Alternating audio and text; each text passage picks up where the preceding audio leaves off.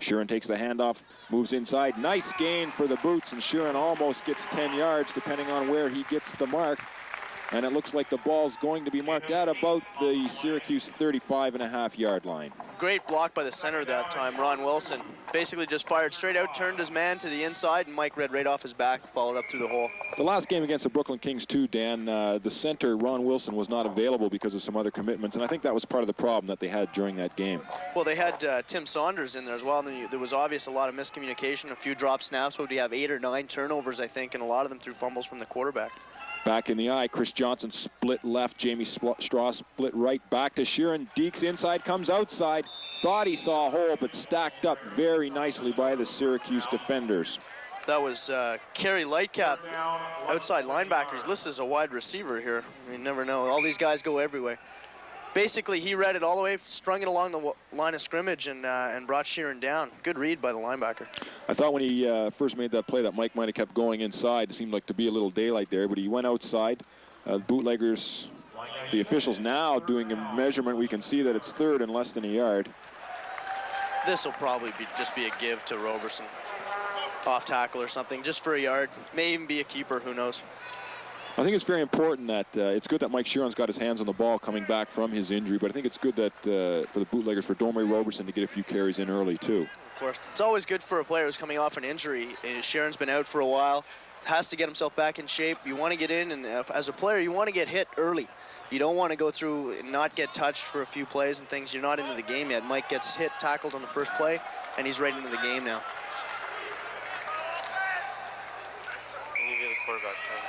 Time whistled in by the official. Moores comes up under the center. Bootleggers still operating from the eyes. And as Dan Rich called it, Rod Moores straight up for an easy pickup and a first down. Something like that. It's pretty much a given. You got 1 yard. Wilson, the center, 2 guards. You got Upton and Miles. Just fire ahead, and all he has to do is just stay on their tails, and he's got the yard. First and 10 for the Ottawa Bootleggers at the Syracuse 32-yard line. Still operating from the eye. Moore's calling signals. Dan Massey set up his tight end on the right side. Looked like Syracuse was going to blitz. Sheeran with a nice hole in the middle, and he's into the defensive backfield. Great move by Mike that time after he got through the line of scrimmage. You see how he almost runs in 2 gears.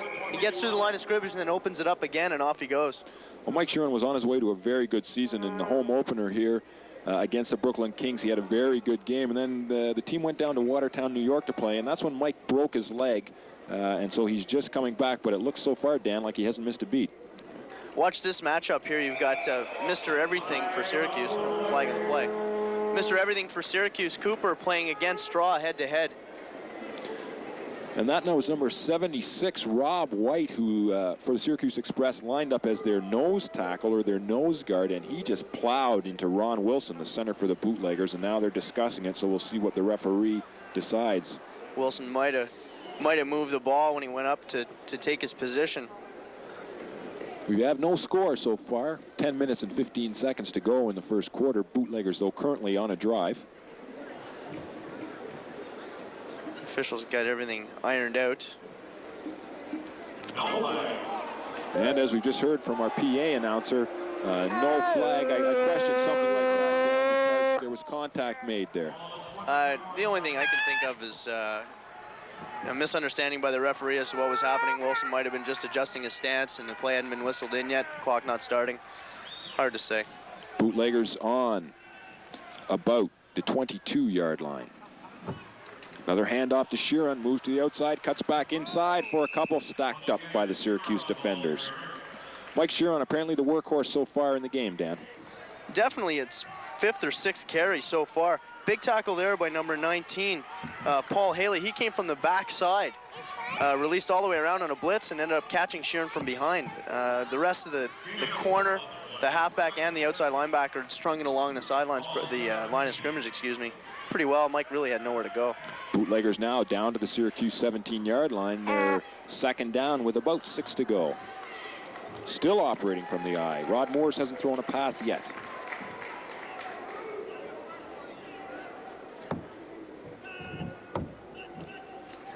Rod drops back now, looks for CJ. He's got it.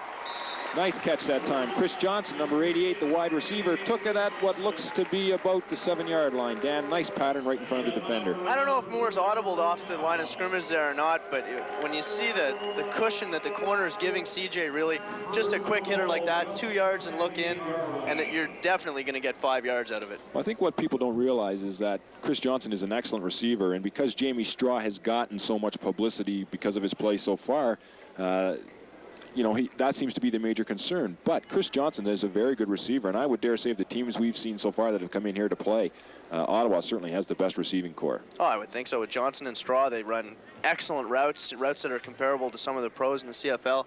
Great patterns and great speed, too. Ball on the 8-yard line. Morse calls the signals, hands off inside to Sheeran, makes his move down toward the goal line, gets to about the 2-yard line. Give Dormy Robertson some credit there. He gave Mike all the room to run. He opened up a big hole. Took 2 guys on, I think, to give Mike that running room. Dan, in the last game that we watched against the Brooklyn Kings, the running game certainly was a problem for the Ottawa Bootleggers. Granted, they did not have Mike Sheeran with them, and that certainly told in the way they play. I know Greg Marshall wants the team to run, but they're certainly executing much better today. I think, you know, last week we saw Robertson and Neil Hunt in the backfield, and Neil playing tailback. I had the opportunity to play with Neil in college. Neil's a fullback. He's just plain and simple a fullback. At tailback, I don't really think is comfortable in that position. I think he's more of a blocking back. Likes to run with the ball, but certainly doesn't have anything that Mike does. Tight formation by the Bootleggers. There's some movement, and flags go down. I think a little over-anxious on the defensive line on the part of Syracuse. In the short yardage situation, too, note that number 91, Shane Ireland, comes into play, one of the end positions for the Ottawa Bootleggers, and provide a bit more beef up front for some blocking. That's it. They're just bringing in one of the big, tough guys to hammer away at the defensive line and make some room for the running backs. As you called it, Dan, offside against the Syracuse Express, half the distance to the goal line, so the ball goes to the 1-yard line, and the Bootleggers get a first down out of it, so they've got 4 cracks now to pop it into the end zone. I think Rod might call his own number here. Moores again up under the center, calling the signals. Turns, gives to Sheeran, slices through, stacked up though by the Syracuse Express. Good read that time by the defense. Big middle linebacker, read it right along the line of scrimmage and just watched where Sheeran was looking for a hole and just stacked it up, filled up the hole. Coming into the game now, Steve Powell wearing number 35 for the Ottawa Bootleggers. Domray Roberson comes out. One thing I think that fans have to realize, Dan, is at any level of football, you get down to this part of the field and teams just try to pop it over somewhere in the middle. A lot of people say, why doesn't he run wide? Well, you know, in this game, of course, you're getting the narrower field. In the CFL, the extra 5 yards either side, you can really string it out, and if you can get a good block on the corner or the outside linebacker, you can do it. But in here, it's not quite as easy. Sheeran again, touchdown, Ottawa Bootleggers. I think that one was designed to go outside. Mike saw another opening and decided to dart in. Good fast feet by Mike Sheeran.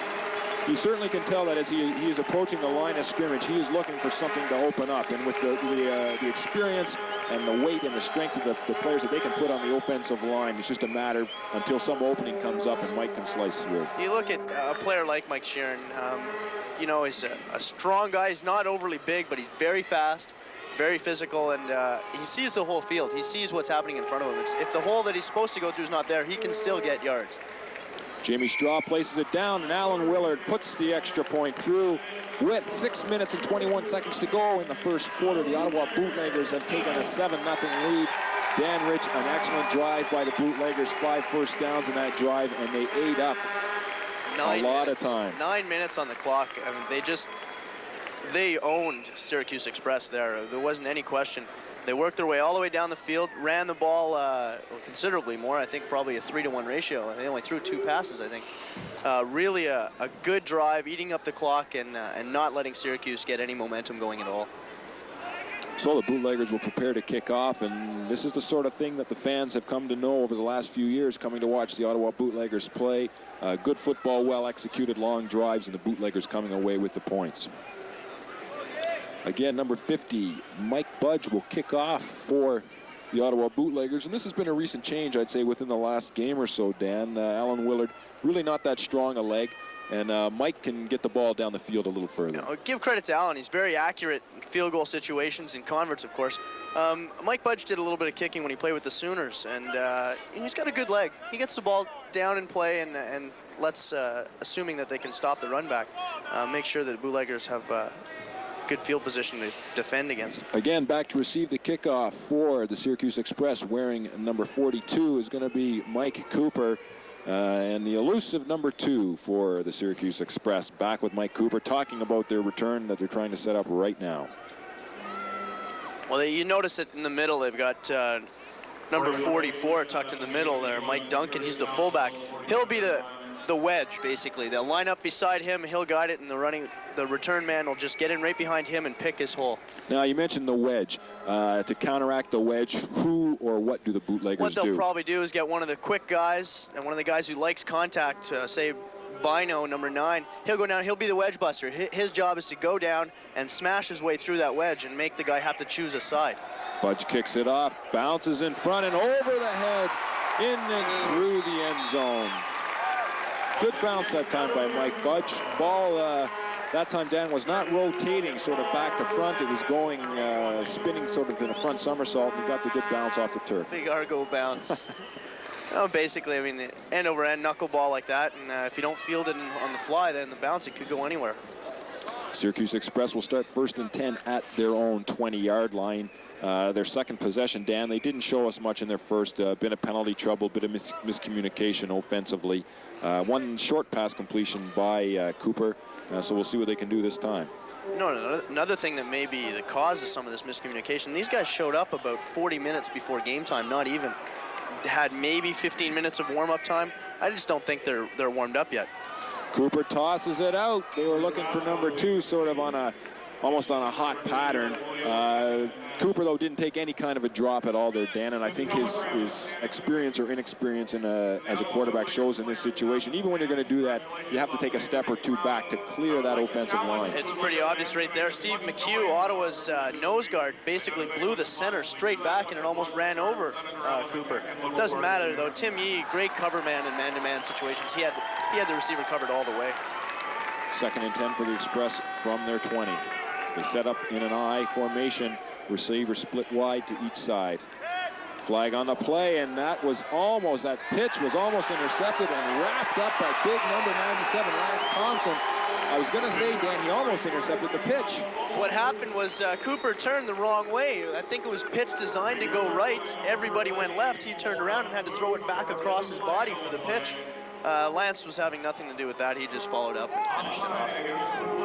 And then, as we just had the indication from the officials, we have an offside call against the Bootleggers. Maybe that's why Lance was there so quick. So the ball moves to the Express 25-yard line, now 2nd and 5. I think we have a replay coming up here. You'll see Ottawa line up. Basically in a balanced formation, and you see he turns the wrong way. Lance is in the backfield right there. I think Lance was a little eager there, just a bit. Yeah, not the greatest pitch by number 42, Cooper, as you mentioned, spinning the wrong way. And on those types of plays, those are designed to be quick hitters, and if a play like that takes a long time to unfold, certainly playing into the hands of the defense. I give Cooper credit, though. I mean, he turned around. A lot of quarterbacks would have panicked. Suddenly their fullback and tailback aren't there. He still managed to figure out where everybody had gone on him. We've got 5 minutes and 54 seconds to go in the first quarter. Still 7-0 for the Ottawa Bootleggers. And of course, their defense is on the field now, Dan, the vaunted Bootlegger defense. It seems when the offense isn't going well that the defense keeps them in the game until they can get enough points to put it away. And this has certainly got to be the strongest part of their team. Well, you look at guys, I mean, if they want to throw against the Bootleggers, they've got to beat guys like Yee and Morosky. They want to run against them, they've got to beat guys like Shane Ireland and Maurice Lepage. It's just, really, you've got big, strong players and tough, speedy guys on the corners. It's really tough to beat a team when you can't run or can't pass against them. Syracuse again now up on their 25-yard line. 2nd and 5. Cooper calls the signals, drops straight back, tosses it out, picked off by the Ottawa Bootleggers. Number 23, Tim Yee. Dan, as you mentioned just a few moments ago, great cover man. Not the greatest throw, though, by Cooper. No, not at all. He didn't even take a drop, really. you know, most quarterbacks will take a seven-step drop, get back, set up in the pocket if there is one. He took 2 or 3 strides back and just kind of flung it. It was end over end. It looked like a punt almost. But again, there's Tim Yee. We got a replay coming up here. There it is. One man in the backfield. Takes, so it did not a bad drop, but really a terrible throw. He got hit right away. And Tim Yee's just playing his zone defense. You've got a sky cloud defense. Corners stay short, safeties go deep and take half the field. Tim just did his job, and the ball landed in his hands.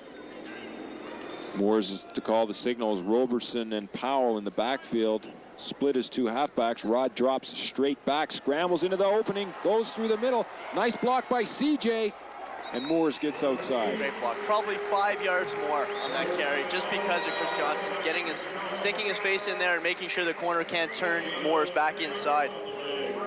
Good play that time, though, by Rod Moores. Good read. He dropped back and saw that opening, Dan. Sometimes as a quarterback, Rod Moores is not a scrambler. He's more of a classic drop back, straight drop back into the pocket, but he takes those opportunities when they present themselves. Well, right there it was obvious. I think you had middle linebacker dropping into pass coverage. You had the corners going deep in pass coverage, and all of a sudden there's no one around. The big hole opens up in the middle, and off he goes. Moores picked up the first down. It's now 1st and 10 for the Bootleggers, and they're at the Syracuse Express 20-yard line, looking for some more points. Knocking on the door again.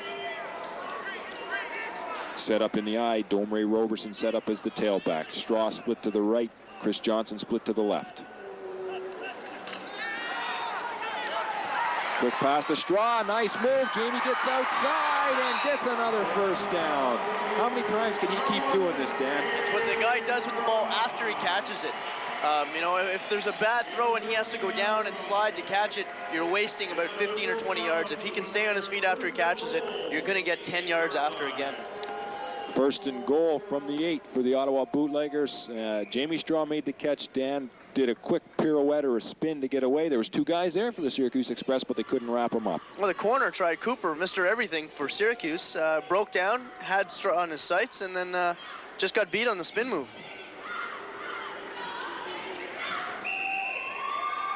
Referee throws a flag, and I suppose we're going to have some sort of violation in the way the Bootleggers offensive lineman has just flopped on the ground. I'm assuming that it's going to go against him. I don't think Warner Miles is real impressed with the call.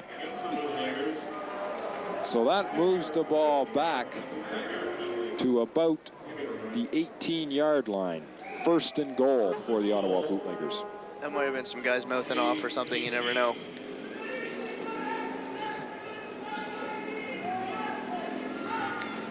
So the Bootleggers have a bit more work to do this time, Dan. Instead of having to go 8 yards, they've got to go 18 yards. You notice actually before that penalty was called, they had switched, and CJ was lined up against Cooper. I don't know if they're trying to change the matchup at all, or. CJ's got it. Nice move to the outside. Gets back some of the yardage and is taken down at about the 11-yard line. Nice play that time by Sean Adams, number 21 for the defense. Definitely. He just basically kept CJ in front of him, let him run his hook. Didn't let his cushion get broken down, and basically just made the tackle. Good play by him. Kept everything in front of him. Ball's at the 11-yard line, 2nd and goal. In the backfield the last time, Domre Roberson set up as the tailback in the eye, and he also has number 35, Hunt, in the backfield with him. Sorry, Steve Powell. I'm not sure. So Mike Sheeran's not in for this series. The running backs are split. Rod Moores again drops back. Looks for Jamie Straw in the end zone. Bit of bumping going on, but no call. Jamie really wasn't open, I don't think, that time. No, he kind of looked like he ran about a 7-yard hook, and then it was supposed to hook and go. And I don't think he realized Rod was going to throw him the ball.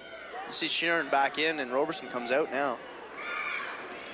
You know, Jamie Straw does so much for the Ottawa Bootleggers. I think sometimes we, as fans of the game here watching, expect him to catch the ball every time and make something happen. Well, you can't really expect that. The guy does everything. He's on the field for so many minutes during the game. That was just Rod thought he was going to go deep, and Jamie ran his pattern and didn't go deep. So Sheeran comes out, set up as a slot back. Moores drops back, throws to Mike, and knocked down that time by number 32 for the Syracuse Express, Mike Duncan. You had double coverage there on Sheeran. I think the outside linebacker pick up the running back, and then in a zone defense in the backfield, so the corner just stayed at home. Basically, he runs into double coverage, and lucky he didn't get it picked off.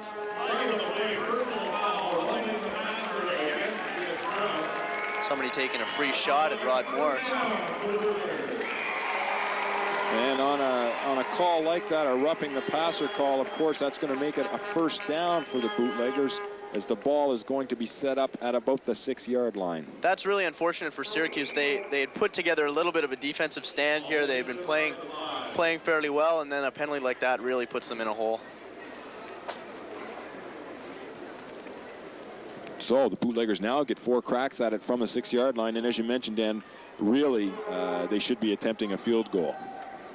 Well, I mean, when you look at what it should have been, would have been 4th down. You're looking at kicking a 20-yard field goal. Now it's pretty much a given. Give to Roberson up the middle. Touchdown, Bootleggers. Nice run that time by number 33, Domre Roberson. Great run. Upton and Wise, the whole offensive line actually. We got Brunton, Miles, Wilson, Upton, Wise, all five of them fire ahead, open up a hole, and Roberson just picks where he wants to go. We've got a replay coming up right now. Here you see it. Picks his hole right between the guard and tackle, and off he goes. 6 points. Pretty easy, pretty straightforward. Jamie Strada hold. Extra point attempt coming up from number 2, Alan Willard. It's up. It's good. The Bootleggers take a 14-0 lead. 2 minutes and 40 seconds go in the first quarter, and the Bootleggers so far, Dan Rich, have racked up 9 first downs on 2 possessions in the first quarter. That really is an indication of just how long they've had the ball. When you think about it, we've got 2 minutes and 40 seconds left in the first quarter. They've had 2 possessions to Syracuse's 1, and I think Syracuse had the ball maybe for a minute and a half. What did we say, 9 minutes on the first possession? Yeah, it's they're really playing well. Greg Marshall has got the Bootleggers going very, very well. Of course, they had a 2-week layoff. They were waiting for guys like Mike Chiron to get back into the lineup, and it certainly has helped. Well, I think the problems that the Sooner Ball Club itself has had over the last week or so really brought all these guys out to play today. They really want to play and show the city that they can play. Budge with a nice kickoff to about the 4-yard line for the Express, and it's Cooper, number 42. Nice move in the middle. He's at midfield. Nice move. He's on the outside, moving in. Nice play as he's down to about the 34-yard line of the Ottawa Bootleggers, but I think one of the officials on the far side had him out at about the 41-yard line of the Ottawa Bootleggers. Paul Brown tracked him down to make the tackle. He did step out before, but that was perfect example of the wedge. He had 4 blockers in front of him and just followed his lead. Now, Mike Cooper has shown us, obviously, that he can run the ball very well. Is this something that they should try to incorporate into their offensive scheme? I think what they should start doing is, maybe head coach Paul Seeley should really have them start running the option, the kind that you see in U.S. college. Veer option, have him with a back running alongside, and he has the option to pitch it off to the back. Cooper calls the signals, pitch out. It's an option pass, a bit of trickery. They fling the ball down there. Yee turns around almost with his 2nd interception of the game. Tim read that really, really well. You see John Lamont come in from the strong safety position too and really give a good solid hit to the wide receiver. That was number 44, Greg Bell, set up as the running back in their backfield. A bit of razzle-dazzle by the Express, Dan. Not the strongest throw, though, almost picked off again. No, not really. You see a big guy like that, a fullback. Obviously, he's a good athlete, but not exactly a quarterback quality throw. These guys are pretty much Mr. 1-2 everything. 42 Cooper and 44 Bell. Cooper again. Calling the signals. The Express with a man on each side. Halfbacks are split. Slow pitch, the back, number 39 runs in there, no gain at all, and that was number 39 carrying the ball, Greg Bolden. I really don't see much continuity in the offense for Syracuse. They don't seem to set up with a very balanced formation. They don't seem to have much of an offense to speak with at all. There's not a lot of motion before the snap of the ball. I think what Syracuse should maybe consider doing, Dan, is that they've tried a lot of pitches and things like that, and they've taken a long time to develop. They should just try some quick hitters, and maybe they can try to, bring the Ottawa defense in a bit. I think so, definitely. Ottawa's playing with a three-man front, so they've got 3 defensive linemen. There is a few holes there if you pick them properly. Option there, Cooper stacked up by number 55, Mike Morris, and number 97, Thomas. Nowhere to go there. Morris read it perfectly, stayed at home like a good defensive end will, and didn't let anybody get by him. When that play started, Dan, I thought the quarterback may have pitched it out as soon as he saw the thing starting to, to break down around him, and at least let the back attempt to get out there and, take somebody one-on-one. That was a good fake, definitely a good fake. Morris, as I said, Ottawa lined up with 3 down linemen. Morris kind of moves in there as a stand-up linebacker or even a 4th lineman, and he did his job, stayed at home, made sure nothing came back his way. Cooper to punt again. Ball will be snapped from the Bootlegger 47-yard line. Not a good kick. Straw takes it at his 25. Sees a hole and heads to the outside. Stacked up, though, by number 21 for the Syracuse Express, Sean Adams. Great tackle by Adams right there. Number 40, Morris Lepage, came very close to blocking that. If he had gone maybe one more stride before jumping, he may very well have gotten there. Well, I think what Cooper doesn't realize is, obviously, it's good that he can do all these things on the football field. However, he's not back as far as the punters normally are, and by setting yourself up that close to the on-rushing defenders, you do risk getting blocked. You have to wonder, these guys came up from Syracuse to play this game. I'm sure they probably left a few guys at home. Did they leave their punter at home? I wonder. Ball on the 32-yard line for the Bootleggers. Jamie Straw split to the right. Bit of miscommunication. Sheeran takes the ball, but stacked up immediately by the Express, and somebody was on the wrong page of the playbook there, Dan. Yeah, somebody missed that. That might be because Mike Sheeran's been out for a few weeks, and he just hasn't had the same number of reps in practice as a lot of guys have. He obviously didn't quite follow what Morris was wanting to do there. Into the game now, playing wide receiver and going out to the left side. Number 80 for the Ottawa Bootleggers, Doug Waters. Chris Johnson not on for this series. Well, you see Mike Sheeran sat out the series before, and now CJ's sitting out, so. Rod Moores drops straight back, looks downfield, throws it up. Straw's loose on the side. It's complete, but he's waved out of bounds. He was inbounds, the whole pattern, he was inbounds, and as he went up to catch the ball, it just stepped out. Good pass pattern that time by Jamie, but as you said, Dan, just stepped out of bounds as he made his final adjustment to catch the ball. We're at the end of the first quarter. The score, the Ottawa Bootleggers 14, the Syracuse Express nothing. You're watching Bootlegger football on Skyline Cable 22. Dan, what have we seen so far? Well, I think Rod Morris put together.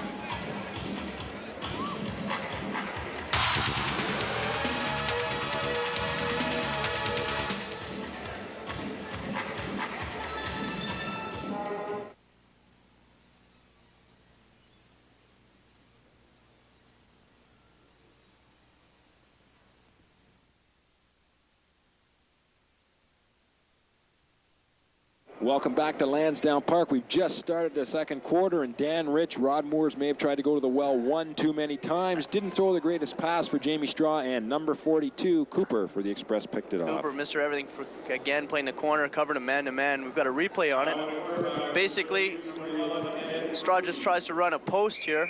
You can see Morris takes a snap. Takes a little pause, throws it dead center. And there you see it, pick off, pretty straightforward. He just stayed with his man, Straw ran a post, and the throw wasn't exactly on the money.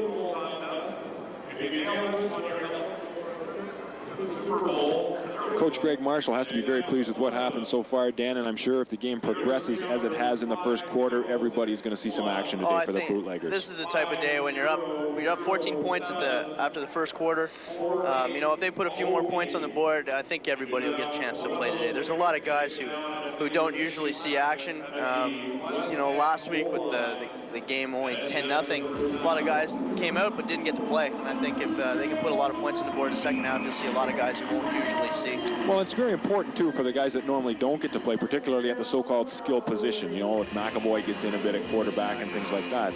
Well, we saw Andy play a little bit last week, and he actually did quite well. But, you know, you want to see the guys like some of the deep backs, Marcel Belfoy, you know, see Neil Hunt get in there at fullback. You want to see a lot of guys get to play. Steve Farrago at tight end. And we've had a quarterback change for the Syracuse Express. They've got number 11, Ed Kirby, who is listed as one of their quarterbacks on their lineup card.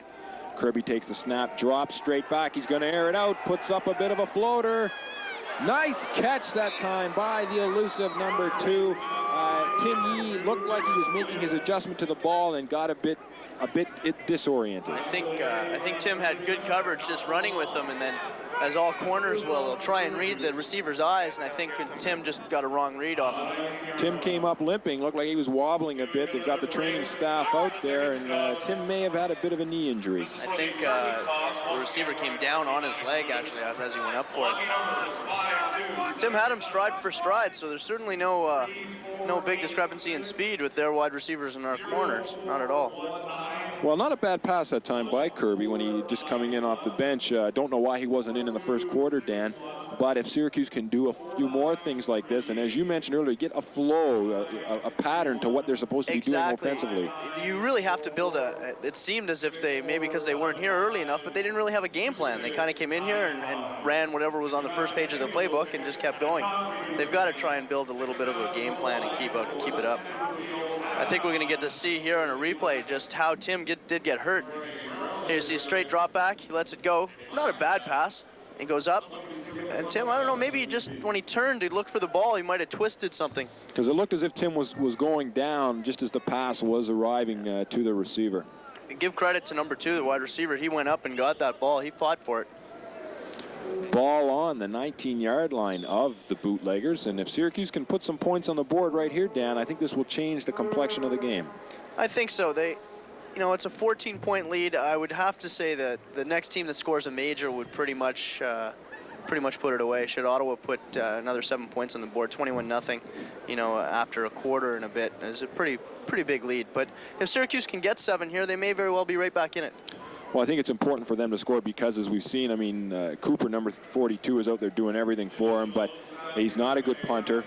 You know, and it just puts too much pressure on a guy like that to do everything to try to keep that team in there. I think you look at Cooper, guys on the field nonstop, he does everything okay. He doesn't do one particular thing really well. He runs with the ball pretty well, but he's not that good a punter. He's not that good a quarterback. Plays corner all right. But, you know, he's the type of guy who probably is just a great athlete and probably should be playing defense anyway. Well, things seem to be a bit worse than maybe originally expected down there. They're still looking at Tim Yee, examining him, trying to find out what's going on. Can't really see from here, a knee or an ankle. Something you don't like to see, though, Dan, when the whole training staff is out there and you know, whether Tim's going to have some assistance to get off the field or not. Doesn't look that promising right now. You know, with playing on turf here, you know, if you do catch an ankle or go down and twist a knee, it's a lot less forgiving than playing on grass will be, that's for sure. Just announced here in the stands with today's turnout, Bootleggers football lives to play another game. Well, that's certainly good to see. You know, as everybody in Ottawa is aware, I'm sure the Bootleggers have had some financial difficulties stemming from some time ago. And we've had a much better turnout at the stadium today than we've seen in past games. And I think what the people don't realize, Dan, is that we got a bunch of guys out here playing for the fun of it, for the love of the game, and they put a darn good product on the field. It's very true. I mean, a lot of these guys, you know, had good university careers, and so they're playing the game now just because they want to play. You know, if the issue come up because of money and they're going to have to fold the team and things, it's really unfortunate for a lot of guys who just show up because they want to play the game. Well, I think if people come down to the stadium, they do get to see a good, entertaining brand of football. Certainly the Bootleggers today have demonstrated they're more than capable of moving the ball up and down the field. There's a lot of exciting guys that play on these teams that come in to play against Ottawa, and there's a lot of exciting players that play for Ottawa. You look at guys like Jamie Straw, who every time he gets a punch or a kickoff return can go all the way. That type of thing is really exciting to watch. Well, Tim Yee's still not off the field, Dan, so we're going to take a short break, and we'll be back right after this.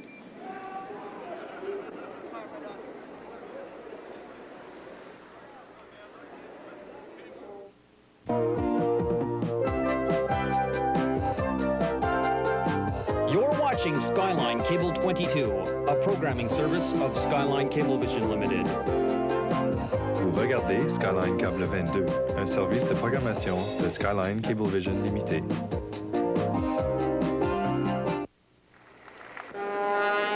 We're back at the stadium. Dan Rich, we've just watched Tim Yee get taken from the field on a stretcher into the ambulance, and it looks like he may have some serious knee troubles. It's really unfortunate when you see something like that, Kevin. You got they've already splinted his leg, as I said. AstroTurf and things very unforgiving on knees and ankles and things, and it really doesn't look that good. It may very well just be a strain, and you know he'll be on a limp for a week or so. But if it is serious ligament or cartilage damage, it really puts a big hole in the Bootlegger defensive backfield.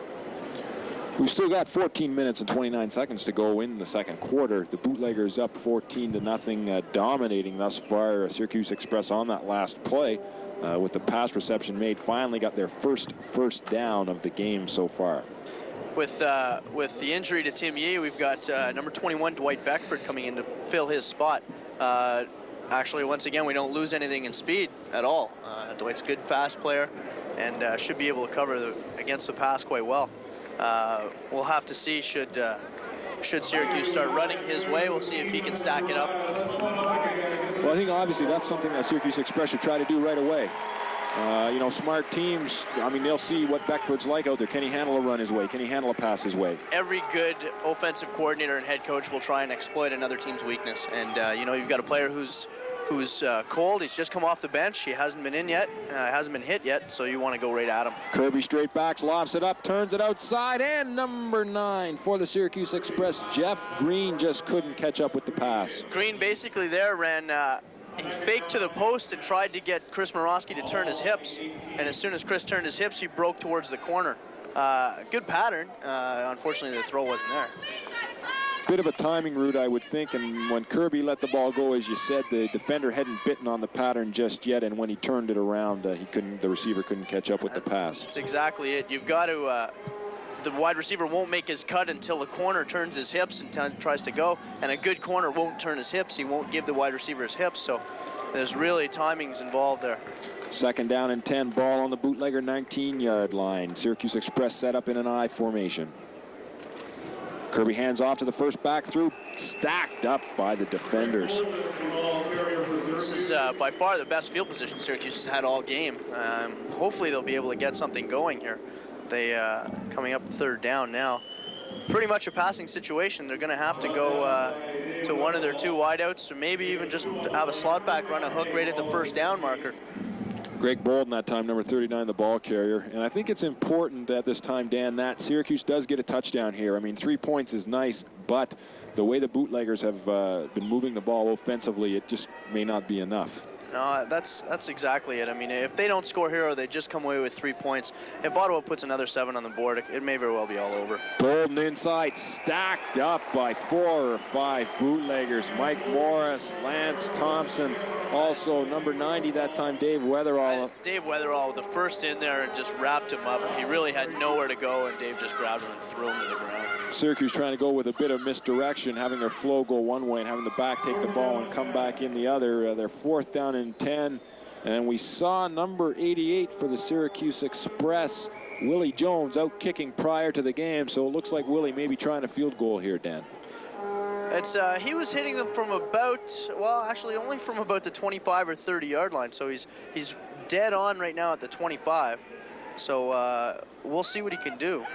Willie, of course, listed as a defensive lineman. He's a big guy, so he certainly, if he gets his leg into it, he should be able to do it. I don't think he's really a threat on a direct snap fake to get outside, though. I don't think you're going to see him going anywhere. Cooper, number 42, hold, and this is going to be a 25-yard attempt. Snap is low. Cooper sets it up. It's low, and it's going to go for nothing as it squibs out the end of the end zone. I noticed that in the pregame warm-ups. He was kicking him through the uprights at 25 and 30 yards, but they were all line drives, so.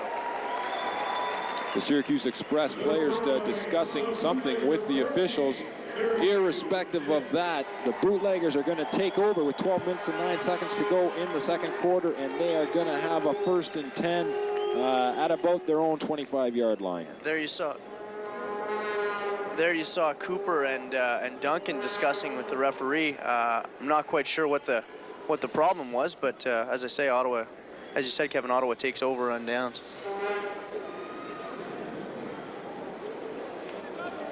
Hopefully we'll get some word perhaps at halftime as to the extent of Tim Yee's injuries.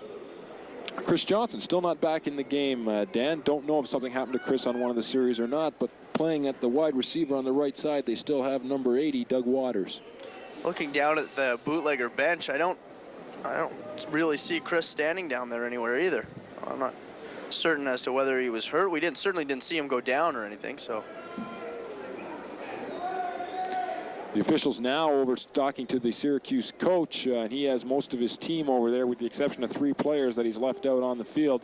Again, we don't know what this is all about. There you see Syracuse Express head coach Paul Seeley and Cooper, Mike Cooper, number 42. They pretty much, I think, run the whole show here. Cooper seems to be pretty, Seeley seems to be pretty understanding about the whole thing. So obviously it's not a big uproar as to what the call was. Ball on the bootlegger 20-yard line. And as soon as the Express comes back onto the field, I'm sure we'll get underway.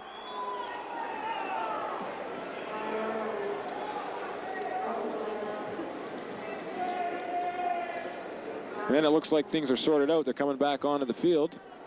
And as soon as they get there, the bootleggers, if they haven't called more than one play already, Dan, I'm sure they know what they're going to do.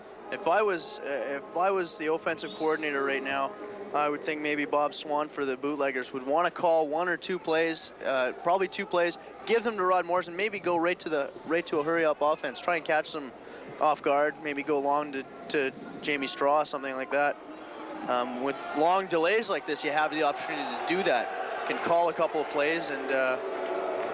Well, now Paul Seeley's out on the field talking to the officials, and Cooper's out there, and now it looks like Greg Marshall is moving across the field now for the Ottawa Bootleggers. It's the first time I've ever seen a coaches conference in the middle of the field. So now we're, as we said, we don't know what this is about.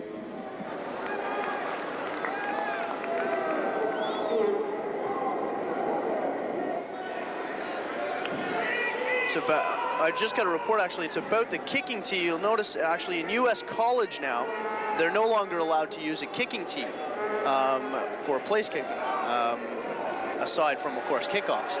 But you're not allowed to use a kicking tee for field goals or converts. Now, they brought out a kicking tee, and I think the referee instructed them to throw it out. Obviously a big point of consternation. I'm sure that's what affected Big Willie Jones on that kick. Oh, I would think so, definitely. Something must have thrown him off. You know, Greg Marshall, I hope Mr. Seeley realizes who he's dealing with. Greg Marshall certainly knows the game inside out, and he's a little bit bigger than Mr. Seeley, too. Well, still, I think number 42, Cooper, still in the thick of things out there, and he's explaining things now, and I think what obviously has to happen here, Dan, is the official has to say, look, this is the way it is. Let's get on and play the football. Well, here. I think the Syracuse Express right now saying, you know, these officials don't referee in the American game or American rules every day. I'm sure most of these guys are high school and college, university referees, and you know, they certainly won't see American rules every day. They might not be brushed up on them. So, Coach Seeley heads back to the sidelines for the Syracuse Express. The defense is on the field. The referee has whistled time in, and we're all set to go again. Jamie Straw splits out to the left. Waters splits to the right. Domre Roberson and Mike Sheeran are set up in the backfield. Motion by Roberson. Rod with the quick hitter out to Jamie Straw. Tried to get a block from Domre. Almost gets a first down. I think that play maybe you should have had Jamie Straw split in a little tighter. Domre Roberson couldn't get out there early enough to throw a crackback block on the corner that was covering Jamie Straw. Split it in a little tighter, and maybe he has a chance to get around the corner and go for a few more yards. Yeah, that's number 21, Sean Adams, and he's been very strong so far for the Syracuse Express, and on their special teams, he's come up a couple times as making some tackles. Yeah, he's come up a bit, and he's also had, I think he's had the ball on a return in one case, too. Straw now split to the right. They go inside. Sheeran stacked up immediately, and it looks like number 7 that time, Craig Moore, came up and made a nice tackle on Mike. I think Craig playing strong safety on that play, and I think he basically was sent on a blitz and just came up around the outside of the defensive end and just standing there, Sheeran ran right into him. Flag on the play, and it's going back against the Ottawa Bootleggers, and I think we've got some sort of a personal foul or roughing call. So that makes it. It's going to be 3rd down, but the ball has gone back to about the 16-yard line. So it's going to make it 3rd and 14. There you see the referee explaining what the call was to Rod Morris, and Rod will call his play accordingly. After the whistle, so it's 3rd down and 14. Ball at the 16.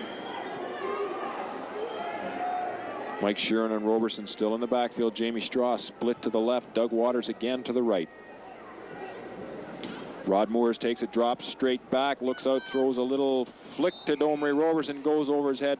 Very hard pattern to try to pick up a ball that time, Dan, where it's coming almost straight in over your head. Exactly. You know, if it's thrown poorly, you have to turn your body all the way around to catch it, and then you're vulnerable for a big hit too if the corner's coming up to get on top of you. Well, we're in the second quarter. We've got 10 minutes and 25 seconds to go, and Mark Titley, the punter for the Ottawa Bootleggers, is coming on to make his first kick of the game. Yeah, he must have been getting bored on the sidelines. He hasn't had to do much all day. Well, unfortunately, I think for as far as punters and that goes too, Dan, he would have the tendency to get a bit cold, and now who knows what's going to happen after he's taken his pregame warm-up. Oh, exactly. A punter, I mean, he needs a lot of flexibility in hamstrings and things, and if he's not moving on the sidelines, today's not a bad day. But nice kick by Titley, spiraling back, hits at the 30-yard line. Taken that time by Cooper, number 42. He moves outside, dekes around, gets back, looks to be at about the 33-yard line, and a flag thrown in that pile, so who knows what's going to happen. Another flag goes. A lot of tempers flaring. Everybody's a little upset. I think there was a cheap shot or a spear thrown in there at the end as well. So this is going to take a few seconds to sort out. 2 flags on the play. An excellent punt that time by Titley, basically out-kicking the coverage one of his own team, but out-kicking the receiving team. The receiver turned that time, Dan, and basically was going to get no return. Cooper made a few moves, though. Well, I think the return man who set back there was just going to let it go and let the Bootleggers down the ball where it had bounced.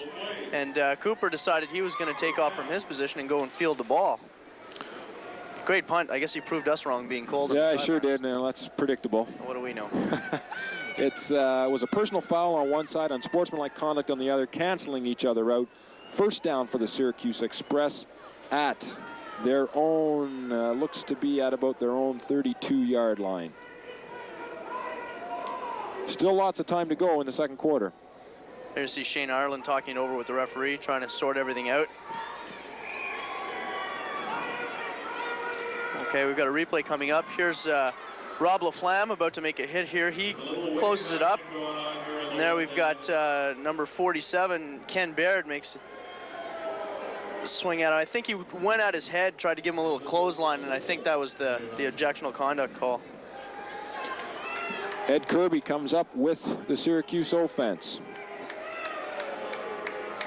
One receiver split wide each side. Kirby calling the signals.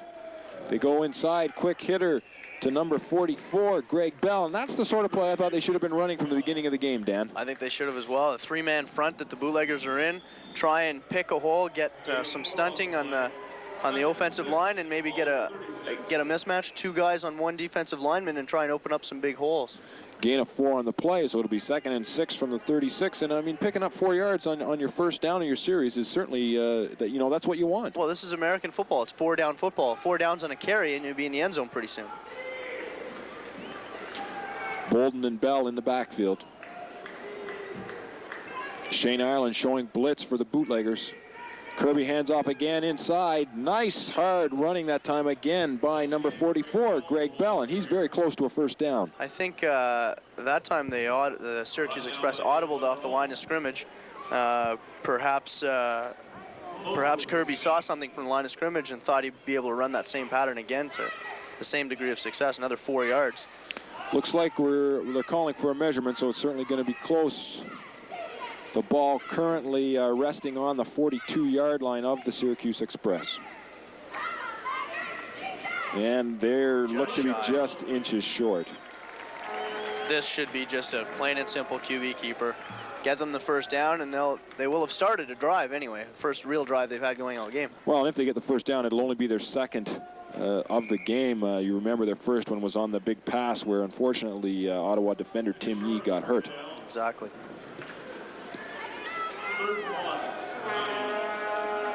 Third and less than a yard to go for the Syracuse Express. Their same formation. Their backs are split. Bolden and Bell. Kirby keeper. He's not going to get it. Not even close. Not even close. And what a play by the bootlegger defenders. There's something I want to get to right away on this, Dan Rich. The philosophy has got to be the offensive line has got to get lower than the defenders. But as soon as Kirby took the ball, it looked like he paused for a split second, waiting for something to happen instead of making his move. You saw right there Steve McHugh, Andy Waterman. You had Shane Ireland, everybody in there dug in on all fours on the defensive line and just fired straight ahead, and really there was nowhere for Kirby to go. Number 42, Cooper, comes onto the field. Looks like the Express is going to punt as they're at fourth and probably about 1.5 yards now. We've got a replay on it. You'll see the defensive line and watch them all fire straight ahead on the snap of the ball. Everybody goes straight ahead. Nose guard meets everybody dead on, and he runs right into his own man. He has nowhere to go at all. And then you see McHugh come in and finish everything off. Good defensive line firing ahead and cutting everything off. Here they go for the punt. Cooper's only 10 yards back from the snap. He does a lot of things unorthodox. Nice kick, gets it to turn over a bit. Straw takes it, looks to the right, waits for something to happen, reverses field to his left. Jamie Straw's got a lane. Tries to come back through the middle, hit from behind by number 32 of the Syracuse Express, Mike Duncan. Jamie Straw ran a long way that time. Dan didn't get a whole lot of yards. No, he really had to. He tried to get outside after reversing field coming around the other way, but really good pursuit by Syracuse, and they just strung him along and really gave him nowhere to go.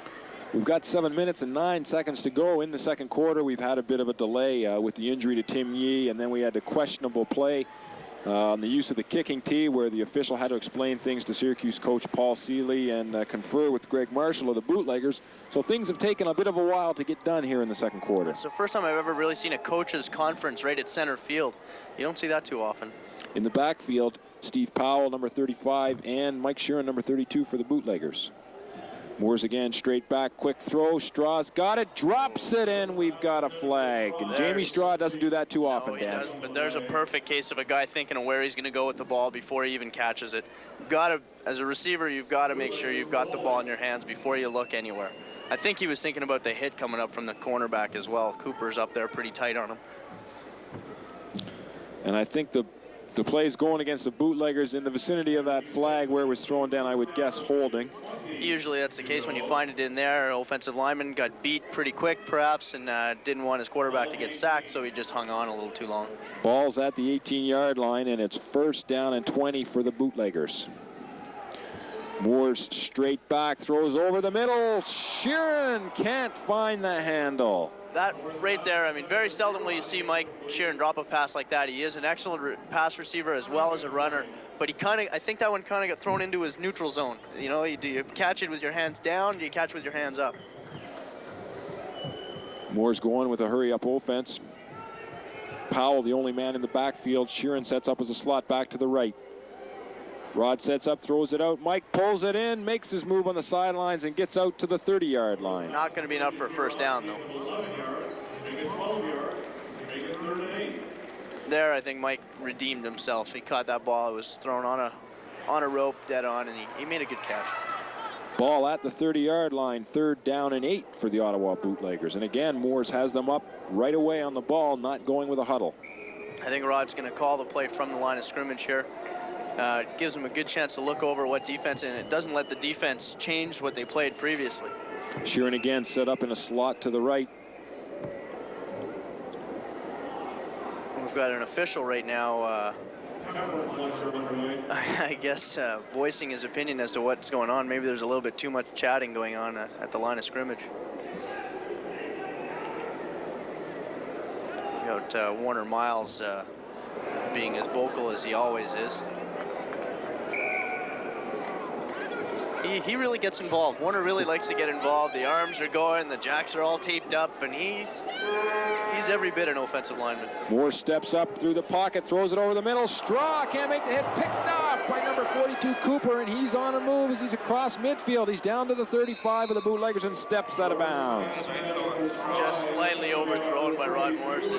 Jamie got his hands on it. You always want to see any ball that a player can touch, you should be able to catch, but unfortunately that one, I think, just a little bit out of Jamie's reach.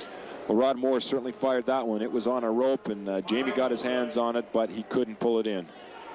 That's really unfortunate. There, once again, you see Cooper, Mike Cooper, number 42 for Syracuse. He's all over the place, you know, and he'll stand in on offense now. He's not going to get off the field all day. And here the Syracuse Express, they've shot themselves in the foot again, Dan. A roughing the passer call, an automatic first down. They take themselves at a good field position where they would have been on offense. They're still out there on defense. You know, they killed themselves early in the first quarter as well. You know, with penalties like that, they would have had the ball. Now Ottawa's continuing its march, and you know, maybe if Rod Morris puts together a drive here, it's just going to kill Syracuse.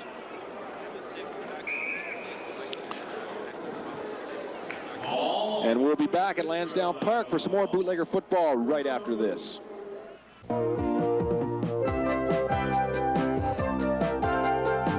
You're watching Skyline Cable 22, a programming service of Skyline Cablevision Limited.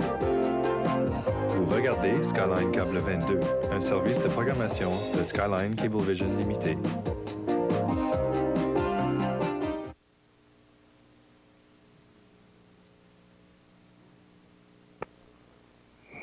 We're back at Lansdowne Park. 4 minutes to go in the second quarter. The Bootleggers lead 14-0. And again, just when we left, Dan, we mentioned that the Express had taken a bad penalty, and the Bootleggers have continued their drive. They've racked up a couple of first downs. Unfortunately, they're looking at a fourth down right now with the ball on the Syracuse 40-yard lines. Exactly it, Kevin. They, when we went to break, they had just gotten the ball back. Actually, they thought they had turned it over, but the penalty really gave it back to them. And now you've got a couple of first downs marched about 20 yards, and now they're looking at fourth and about 8. I don't know, Rod Morris is over talking to Greg Marshall what they could be discussing. There's 4 minutes left. They might want to go for this if they think, you know, maybe they think Jamie can beat, Jamie Straw can beat the corner or something. Well, also, I just saw Chris Johnson, number 88's gone back into the huddle, so you know, we still don't know if anything's wrong with CJ, but he may be in there to get a pass thrown in his direction. He goes in and replaces former Bishop's Gator Steve Farrago. There he is. Lindsey Blackett, ladies and gentlemen. Fourth down. The Bootleggers are going to go for it. Looks like to be about fourth down and 8. Ball is on the Syracuse Express 40-yard line. Straw split to the left. Chris Johnson to the right. Syracuse showing a bit of blitz action. Moores drops straight back. Everything is picked up. The throw is complete to Jamie Straw, and a first down for the Bootleggers. Just great offensive line. He gave Rod so much time. Some quarterbacks would have panicked when they read that blitz right away, but the offensive line filled in, gave Rod as much time as he needed, and Jamie just got open. Great play. Big gamble, though. 4th and 8, you know, 4 minutes left in the second quarter. You're up 14-0, fine, but, well, it worked out well for them now. Jamie Straw comes off the field. Chris Johnson split to the left. Steve Farrago split to the right. Again, Rod Moores drops straight back, flips one up, just out of the reach of number 32, Mike Sheeran. As Mike came out of the backfield there, number 19 for Syracuse, he held up Mike. His job would have been to cover up and pick up the running back. He was playing as a strong safety. So he picked up Mike and slowed him up a little bit at the line of scrimmage, probably why it was overthrown. Second down, 10 to go. Number 9, Brian Bino goes into the game for the Ottawa Bootleggers. Takes out number 83, Danny Massey. Jamie Straw back into the game, split out to the right. Chris Johnson again to the left. Powell and Sheeran in the backfield. Moores again drops straight back. Good protection, lots of room. Rod scrambles out. He's still moving. He's stacked up. I think that time maybe Rod should have just tucked it away and tried to make a yard or two. As he kept running out to the right side there, Dan, it looked as if he was waiting for Jamie Straw to come open. Unfortunately, Jamie's pattern was taking him back to the left side of the field, and Rod would have had to make a great throw across his body. That's just too tough for a quarterback. We see Roddy has a great arm, but it's just too tough to throw across your body at a full run. Not a lot of pro quarterbacks can make that throw. As well, I think he was paying more attention to where he was in relation to the line of scrimmage. I don't think he wanted to step over and still throw it. When you start thinking about that, then run's the last thought in your mind. 3rd and 11, ball on the Syracuse 26-yard line. Moores again drops straight back, flags down, looks like it might be a holding call. Rod lobs it toward the end zone. Strong doesn't come down with it, but almost made a circus grab. Couldn't squeeze it. Flag in the play, though. I think we've got holding in the offensive line. Well, basically, that looked to me, Dan, like that was almost triple coverage on Jamie Straw, certainly double. And miraculously, he got his hands on the ball and almost came up with a great grab. I think what you had there was the corner keying on Straw and playing a man, and then you had the free safety just standing there waiting for everything to happen, and they threw it right to Cooper, now playing free safety. Just had to stay there and play center field. Mike Sheeran comes off the field. Domre Roberson comes in with a play from the bench. The ball back out to the Syracuse 37-yard line. And it's 3rd and probably 21 to go for the Ottawa Bootleggers. They have to make it to the 15-yard line for a first down. And we've got the 2-minute warning. Ottawa 14, Syracuse. So now Rod Moores will come to the bench and have a talk with Greg Marshall and Bob Swan, and see if maybe they can exploit one of the weaknesses in Syracuse defense here. But they've put together not a bad defensive stand. But here you're looking at 3rd and what do we have? 22. Well, the game started off very good for the Bootleggers, Dan. They got 2 touchdowns in the first half and looked like it was going to be a bit of a runaway. Unfortunately, they haven't been able to maintain that offensive pressure throughout the second quarter.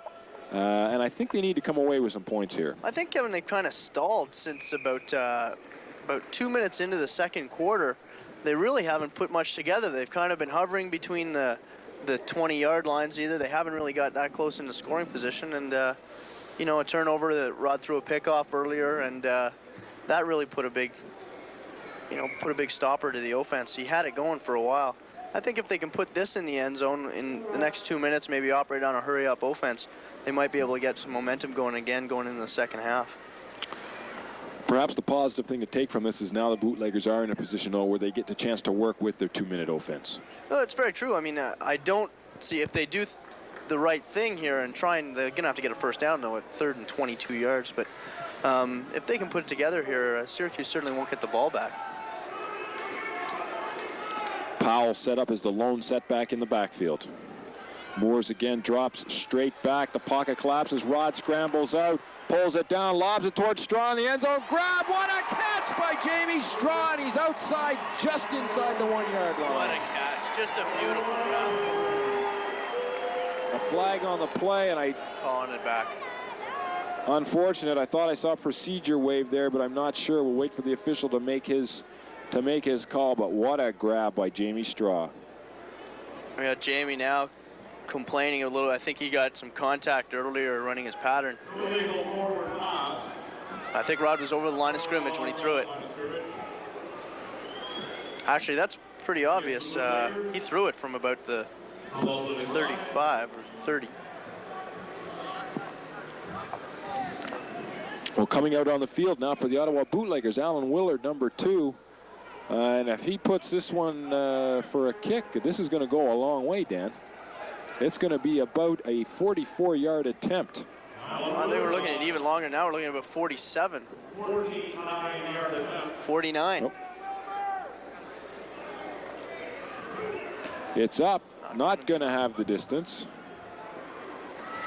Syracuse Express number 2 now takes it back. Whoa, and a slap to the side of the head. No call there. No penalty on the play. Warner Miles got one of his big arms out there and swung it at the return man, and he caught him up around the helmet. He's lucky he didn't get called for a face mask or or a roughing call. To the 18-yard line. A lot of referees are pretty quick to call any offenses up around the head or the face mask.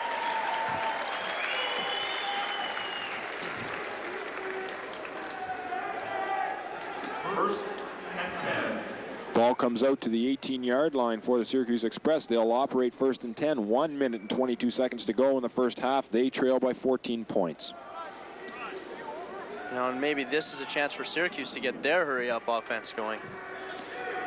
Kirby up under the center calling the signals. He's got Bolden and Bell in the backfield with him. Some motion now by the Express. Kirby drops straight back, looks into the hole, not going anywhere, and he's stacked up immediately. And Kirby in the sack. Bootleggers number 55 there. You had Mike Morris coming in with the sack.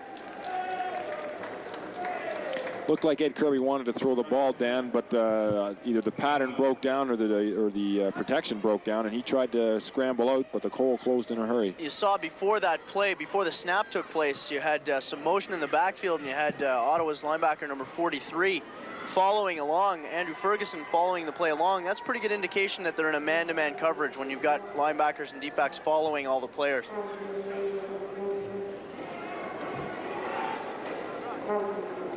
Syracuse operating second and about 12. Kirby lost a couple on that last play.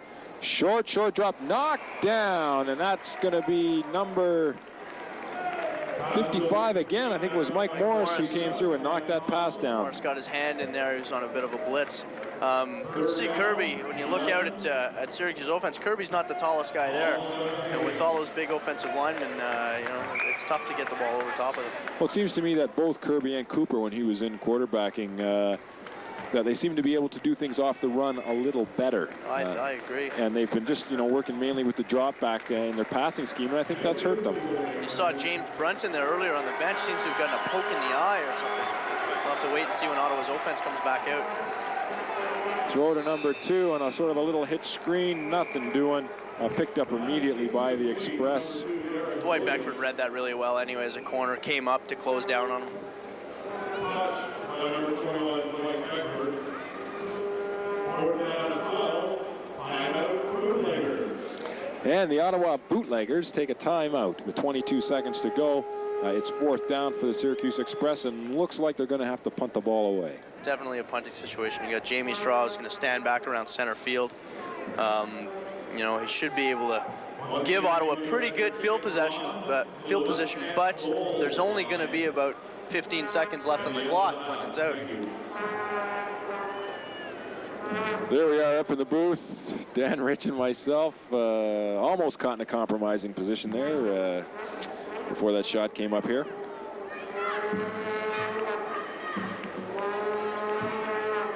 No, I think they saw you yawn. Oh, well. I think they did. You got to stay home at night. That's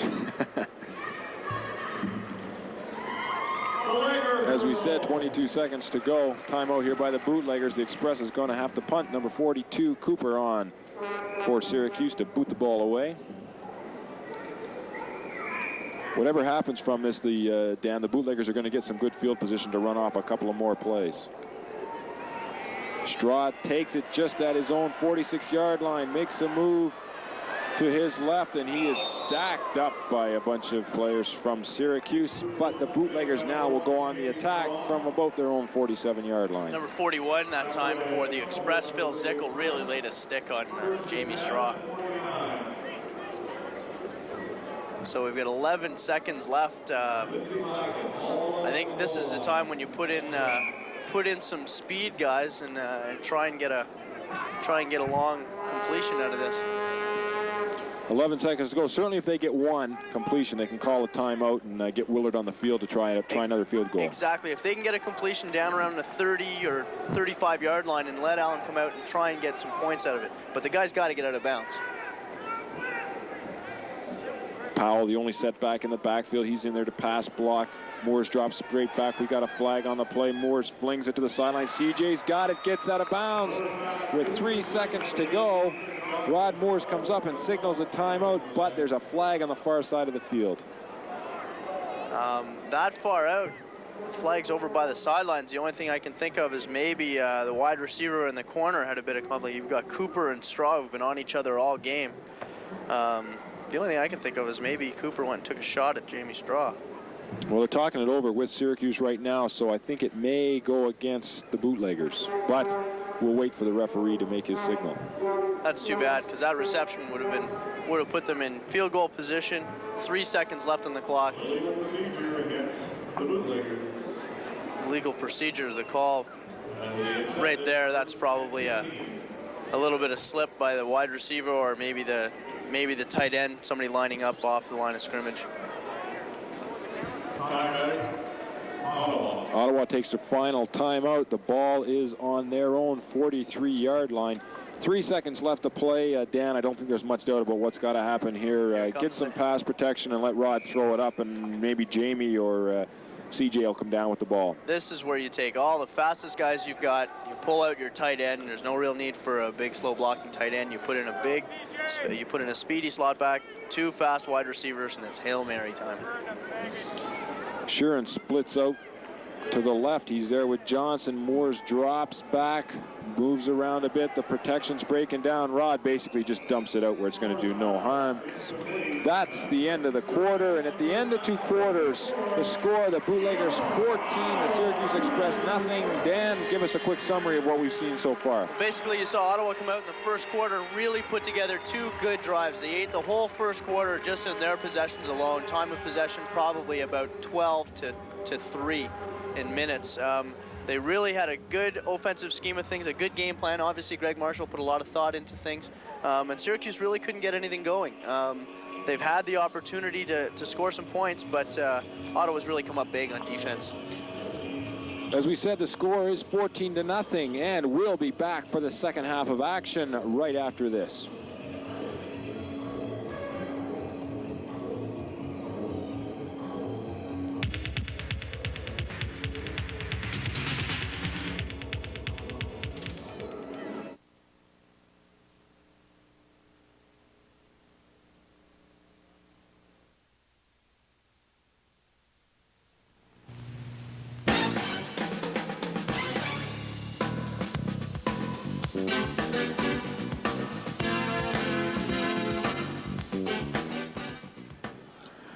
We're back, and we're just awaiting the start of the second quarter at Lansdowne Park. The Ottawa Bootleggers have a 14-0 lead over the Syracuse Express. Dan, bring us up to date statistically on what happened in the first half. Well, basically, we had Bootleggers quarterback Rod Moores went 7 for 18 for 78 yards. He did throw 1 interception, however. Jamie Straw, majority of the work is in the receiving core. He was 3 receptions for 36 yards. We also had Mike Sheeran, who was pretty much carried the full load of rushing. He carried the ball 11 times for 33 yards, and he did have that 1-yard plunge for a touchdown. On the other side of the ball, we had Syracuse went 3 between their 2 quarterbacks, being Cooper and Kirby. They were 3 for 8 for 41 yards with 1 interception. Tim Yee picking that one off before he was injured. And rushing, they were pretty ineffective with 10 yards total rushing.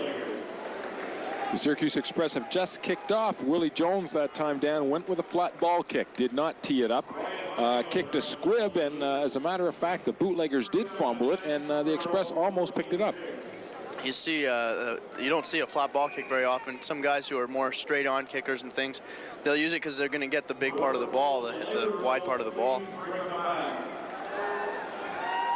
As we start the second half, the Bootleggers are on offense. They have the ball on about their own 47-yard line, and they've got number 7, Andy McAvoy, at quarterback.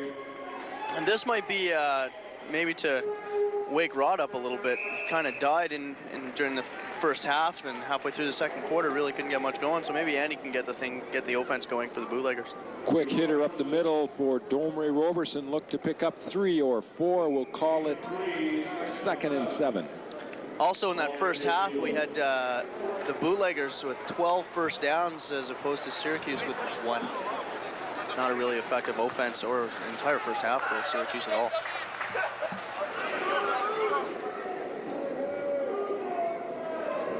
Syracuse showing some blitz. McAvoy drops back, fakes the handoff, scrambles out to his left, moves around, evades a tackle, throws it towards CJ, but it's out of bounds. Looked like Andy was running around a bit back there, Dan, and as he rolled to the short side of the field, not a lot of room for maneuver there. No, again, you're looking at, it's deceiving looking at this field because it is a CFL-sized field, but, you know, it's taped off for American. He doesn't really have a lot of room when he starts rolling out towards the sidelines. Great bootleg fake, though. You know, Andy really hides the ball well on his fakes.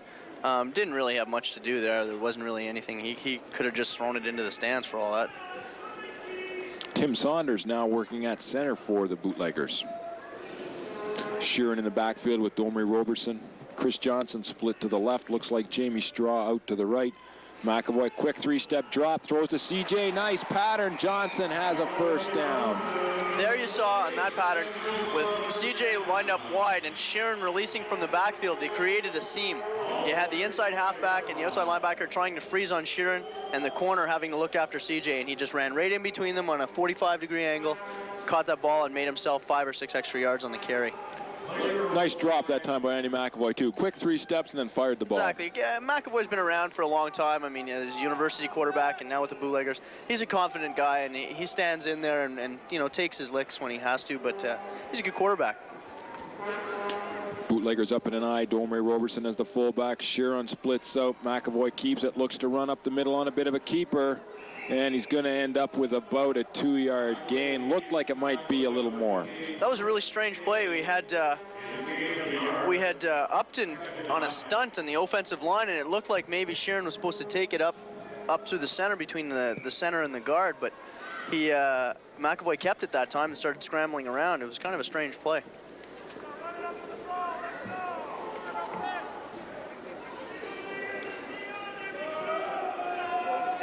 Sheeran goes out to the right in a slot back position. Robertson, the only remaining back in the backfield. McAvoy gives to Domre, bit of a draw up the middle. He's going to get about another 3 or 4 yards, and it's going to be about 3rd and 5. Certainly not going to be enough for a first down. Ball to be spotted on the Syracuse 30.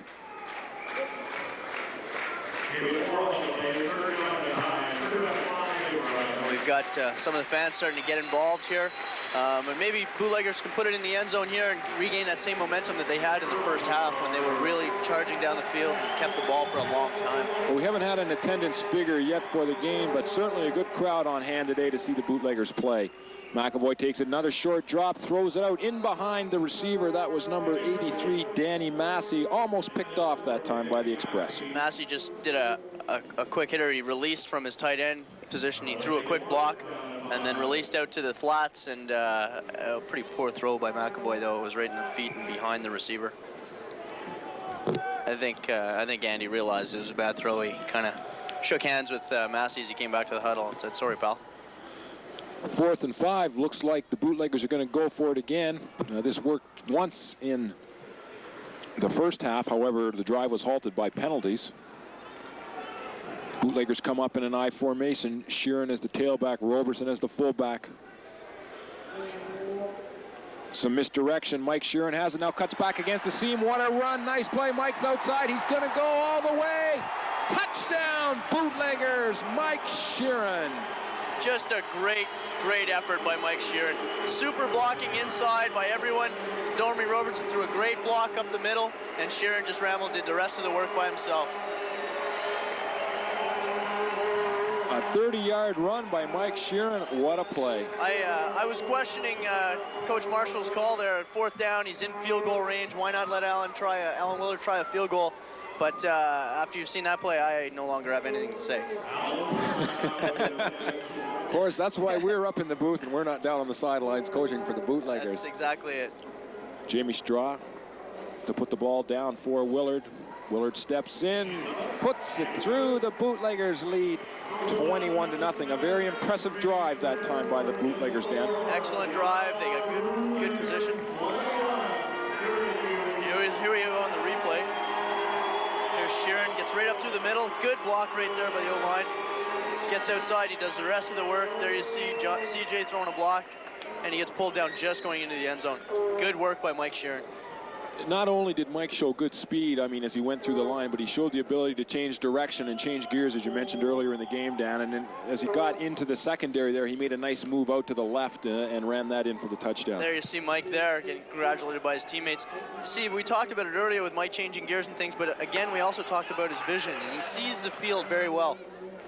He sees where the pursuit's coming from, and he eludes it really, really well.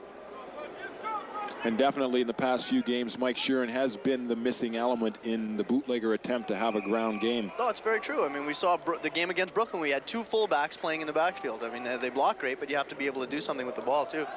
Mike Budge kicks it off, taken that time by number 32, Duncan. He makes a nice move, and he's heading to the outside, runs over a bootlegger, and he's pulled down at about the 44-yard line of Syracuse. Lou Edwards, a backup wide receiver for the Bootleggers, stuck his head in there. I give him credit for sticking his head in there, but boy, did he ever take a lick. Yeah, you're certainly right there, Dan. Mike Duncan just put it on him. A nice, impressive run back for him, too. He's given Syracuse good position to operate on this set of downs. Oh, yeah, he fielded the ball very well on the fly, didn't let it bounce, and he made some yards out of it. I think Edwards is a little shaky after that one. He really got stuck. You could hear plastic from up here. Ed Kirby sets them up again. It's Bolden, number 39, and Bell in the backfield for Syracuse. Going in motion for Syracuse, number 34 is Jerry Dyer. Some misdirection inside, and that looks like number 44, Bell, picking up about 6 yards. See a little bit more of play action faking and a little bit more motion in the backfield and things. It's kind of a little bit late for them to get their game plan going and get their offense running, but Syracuse seems to have a little bit more of a plan for the second half. Now into the lineup for Syracuse, number 30, Kevin Bonner. He's in at running back. Going out, number 34, Jerry Dyer. Again, as we mentioned in the first half, Dan, this is the sort of thing that Syracuse should have been doing when they got possession, instead of trying all these pitches and running to the outside, because Bell's been fairly effective inside. He's got the ball again, and he's probably going to end up with another 2 or 3 yards. Very true. I mean, he's a big guy. He's a big fullback. He's got to be, you know, in excess of 220 pounds, 230 pounds. That's a big guy for a fullback. And, you know, it seemed like they were just flipping through their playbook and calling anything in the first half, and now they seem to have a little bit more direction. And who knows, maybe they can put some points on the board. 9 minutes and 30 seconds to go in the third quarter. The Ottawa Bootleggers leading 21-0. Syracuse now 3rd down and 2 to go. A ball is on the Ottawa 47-yard line.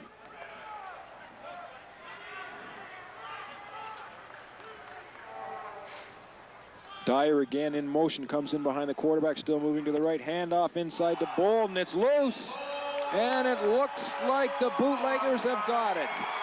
And Dan, you could tell when you see their running back go through there and his one arm gets ripped in behind him like that, you know that the ball has come loose.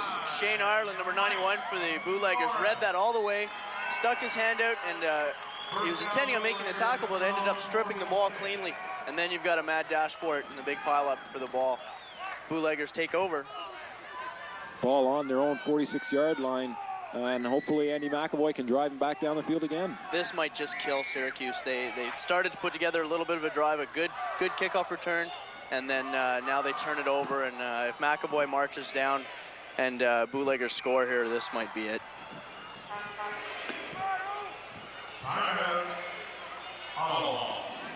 Timeout by Ottawa. I'm not quite sure I understand the call there. However, we can mention that Chris Johnson back in the game. So, again, we don't know if he was injured or not, Dan. Perhaps he just sat CJ for a while to give some of the other players some action at that position. Here we see Paul Seeley, Syracuse coach, coming out onto the field again. Not really sure what he wants to discuss. I don't see any referees taking part in the discussion, so I guess he just wants to rally his troops around him and maybe have them settle down. Thus far in the game, the Ottawa Bootleggers with 14 first downs, the Syracuse Express with only 1. As we've mentioned, Dan, not a great offensive performance. The Bootleggers, though, playing very well on the offensive side of the ball. You know, you look at the game against Brooklyn a few weeks ago, and it was just, you know, I hate to say it, but it was really a boring game all the way around. There was very little happened, a lot of turnovers. You know, this is a lot better game, but Syracuse still doesn't seem to be mounting much of an opposition. Chris Johnson split to the left, Jamie Straw out on the right. Andy McAvoy drops straight back, throws the screen out. That's number 35, Powell, and he's picked up immediately, and I think he gets back to the line of scrimmage if he's lucky. You see Ron Wilson's back in the game at center, but he just blew an assignment right there. On the screen, he's supposed to get out into the flats and wait for the running back to catch the ball and then start blocking, and he got beat, plain and simple. And if he had made that block, Bootleggers probably would have gained a few more yards, but he got beat. 2nd and 10, ball still on the 46-yard line of the Bootleggers. This time Jamie Straw comes wide to the left, Chris Johnson wide to the right. Pitch out wide, Domre Roberson has it, and firing through is number 44, Bell, obviously playing both ways.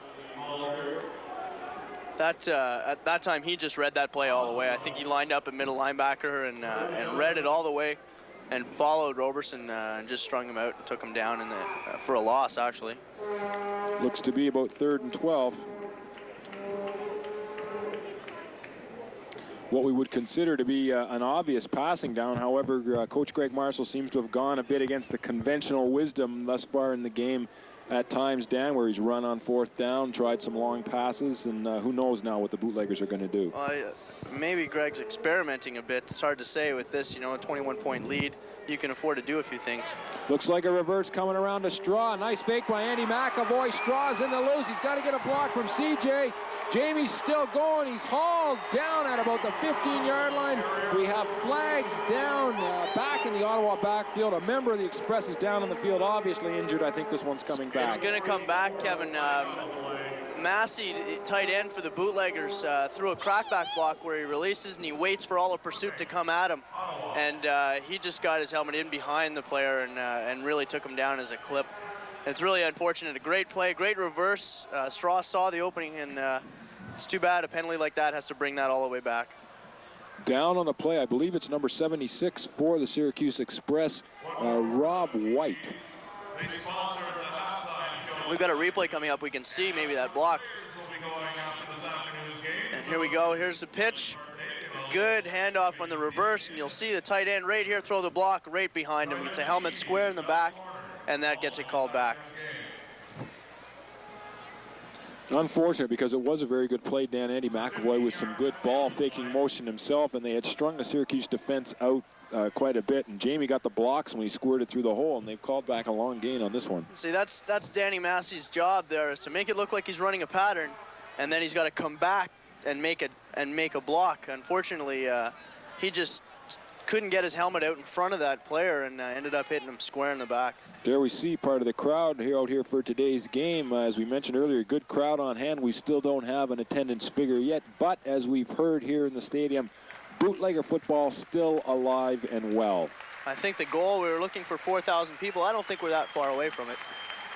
Well, the fans have seen a pretty entertaining game, certainly from the Bootlegger side so far. Well, from Ottawa's standpoint, they've executed fairly well, with the exception of that penalty that we just saw. They've done a lot of things right, and they've put 21 points on the board so far, and we're only midway through the 3rd quarter. 7 minutes and 15 seconds to go. Again, Ottawa leading 21-0.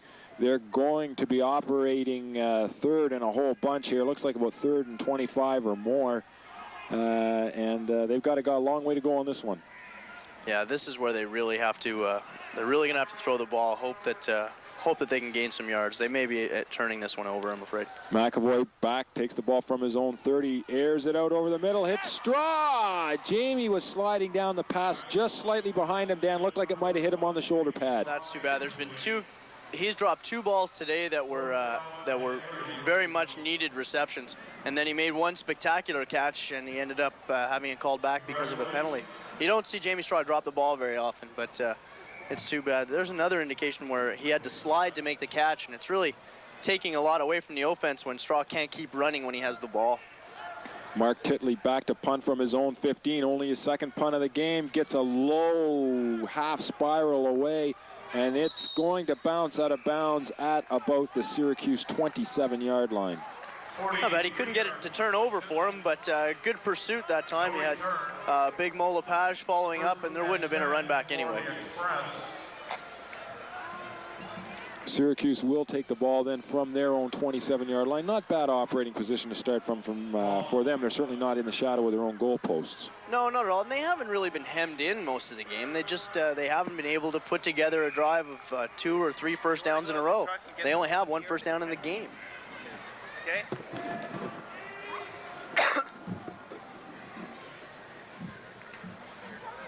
Kirby brings them up, splitting out to the left at wide receiver. Wearing number 9 is Jeff Green. Coming to the right, the elusive number 2 for the Express.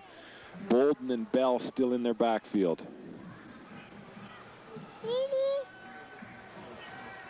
Kirby hands off inside to Bell. He's tripped up immediately. Looked like number 99, Big McHugh, got his might have got a hand on him as he went through the line there and tripped him up. Yeah, Steve read that well and stayed at home and just basically let the player run to him. Somebody from the Express heard, I believe it's one of their offensive linemen, and they're signaling for the ambulance to come in right away. So I think he's in some obvious pain. That's number 87, Keith Macarelli. He's listed as a tight end. I didn't see the hit, but I'm afraid we have an ambulance coming onto the field again. And as we should mention, we still don't have a report on bootlegger Tim Yee, who was taken off the field on a stretcher with what looked to be a knee injury. No, this is really unfortunate. You never like to see this is a tough game and a lot of big guys playing, and you never like to see an injury. Unfortunately, it is part of the game. This looks quite serious. I mean, they indicated for the ambulance and the team doctor right away. When things like that happen, I mean, you hate to assume the worst, Dan, but you think maybe a knee is blown out immediately or the guy's got a broken leg or something like that. As we see from our angle when we saw it, we didn't see what happened. It happened on the interior of the play. From our position here in the booth, with the pileup at the line of scrimmage, a lot of times you don't see exactly what happened, but this may very well have been one of his own players or a bootlegger falling back onto the back of his legs or something, and it really, especially on turf, your feet aren't going to go anywhere when your body starts going the other way. We're going to have a replay coming up, and we might get a chance to see it a little better. We've got him set up at tight end here at the top of your screen, and he seems to get fallen on right there by his own player. And you'll see his own player just fold up on the back of his legs, and is really, really unfortunate. I have to think knees, one or even both. How you doing? You'll find for an offensive lineman, that's a big fear, because you've got a lot of play going on behind you with the running back and the quarterback exchanging and things. And if a defensive lineman gets in there to bring the player down, quite often he can come down on the back of your own legs. With 6 minutes and 6 seconds to go in the third quarter, the Bootleggers lead this game 21-0. You're watching Skyline Cablevision. We're going to take a short break, and we'll be back right after this.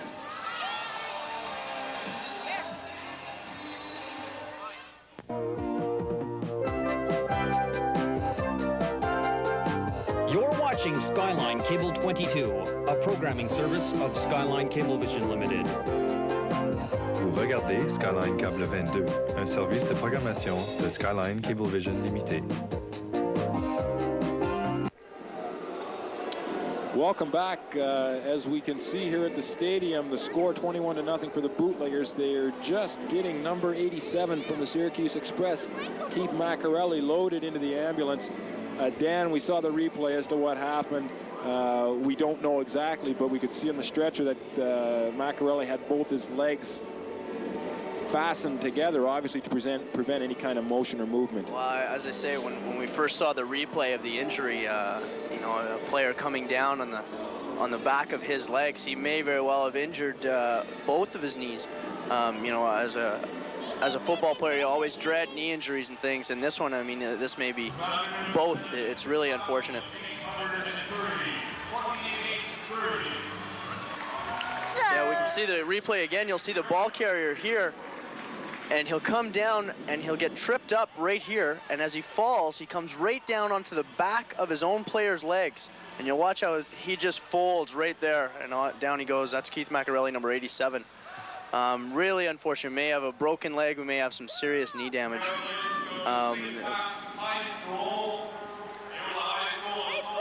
I think today's attendance was just announced. Was it 28? I believe it was just over 2,800, so certainly a good crowd down here at Lansdowne Park to watch the Bootleggers play today, and I'm sure everybody in the Bootlegger organization's got to be happy with the turnout that they've had.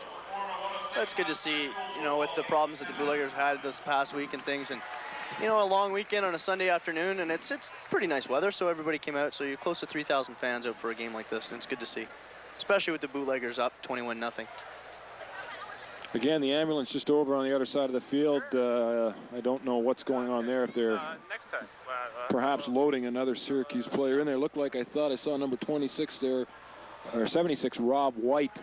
His teammates were helping him toward the ambulance, so maybe they're going to take him off to the hospital just to get him checked up, just to make sure nothing too serious has happened. This really is gonna create a problem. We saw with the Brooklyn game 2 weeks ago as well. I believe one of their players left in an ambulance, and you know, the game of football being as tough as it is, but we're going to get a lot fewer teams wanting to come up and play here when you get some serious injuries like this. And there's certainly not cheap shots or any problems like that. This is just good, clean, hard football, and unfortunately, there's some players getting hurt. As we mentioned earlier, with the small numbers of players that Syracuse brought, guys playing two ways, maybe not conditioned as well as they should be, and that's when you start to see some injuries.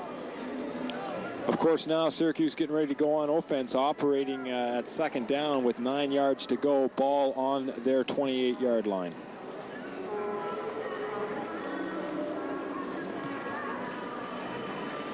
Ed Kirby, number 11, still at quarterback for the Express. Didn't play the first quarter. They had number 42, Mike Cooper, basically who'd done everything for the Express. He punts the ball, does some of their run backs, plays corner or safety on their defense, and plays that position very, very well.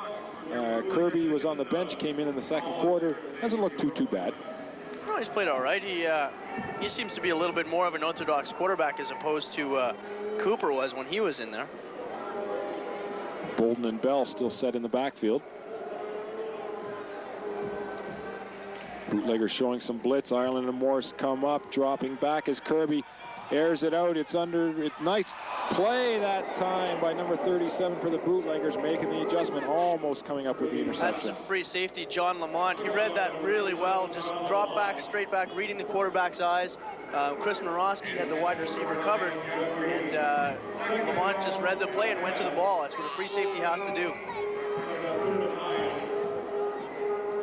Generally, you'll find a pro quarterback or a quarterback who's a little bit stronger of a player will try and look that free safety off, and he'll try and fake him somewhere by looking at another receiver before going to his primary receiver. But Lamont read that very, very well. 3rd down and 9 for the Express. Syracuse comes up in an I. Bolden set as the up back. Bell is the tailback. Hand off to Bell, straight into the middle, stacked up though by the Bootlegger defense. Not much motion that time by the offensive line of the Syracuse Express. It's going to be 4th down and about 7. Syracuse is going to have to punt, and the ball right now resting on their 30-yard line. I think right now, this punting situation, Bootleggers Jamie Straw wants nothing more than to give himself a really good routine. He's dropped a couple of balls today, maybe not having as spectacular a game as he'd want to, so maybe this is a chance for him to really get going, and a good return here maybe will make his day for him. Number 42, Cooper again into punt. Still only set up about 10 yards behind the line of scrimmage. Now he backs up a step.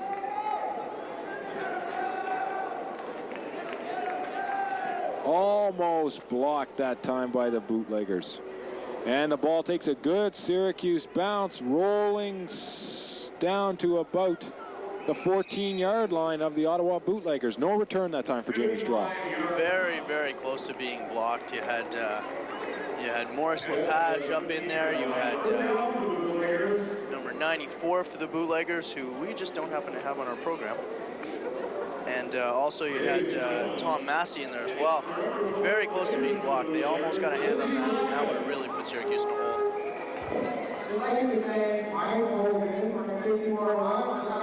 That was Jim Fata, who's wearing number 94.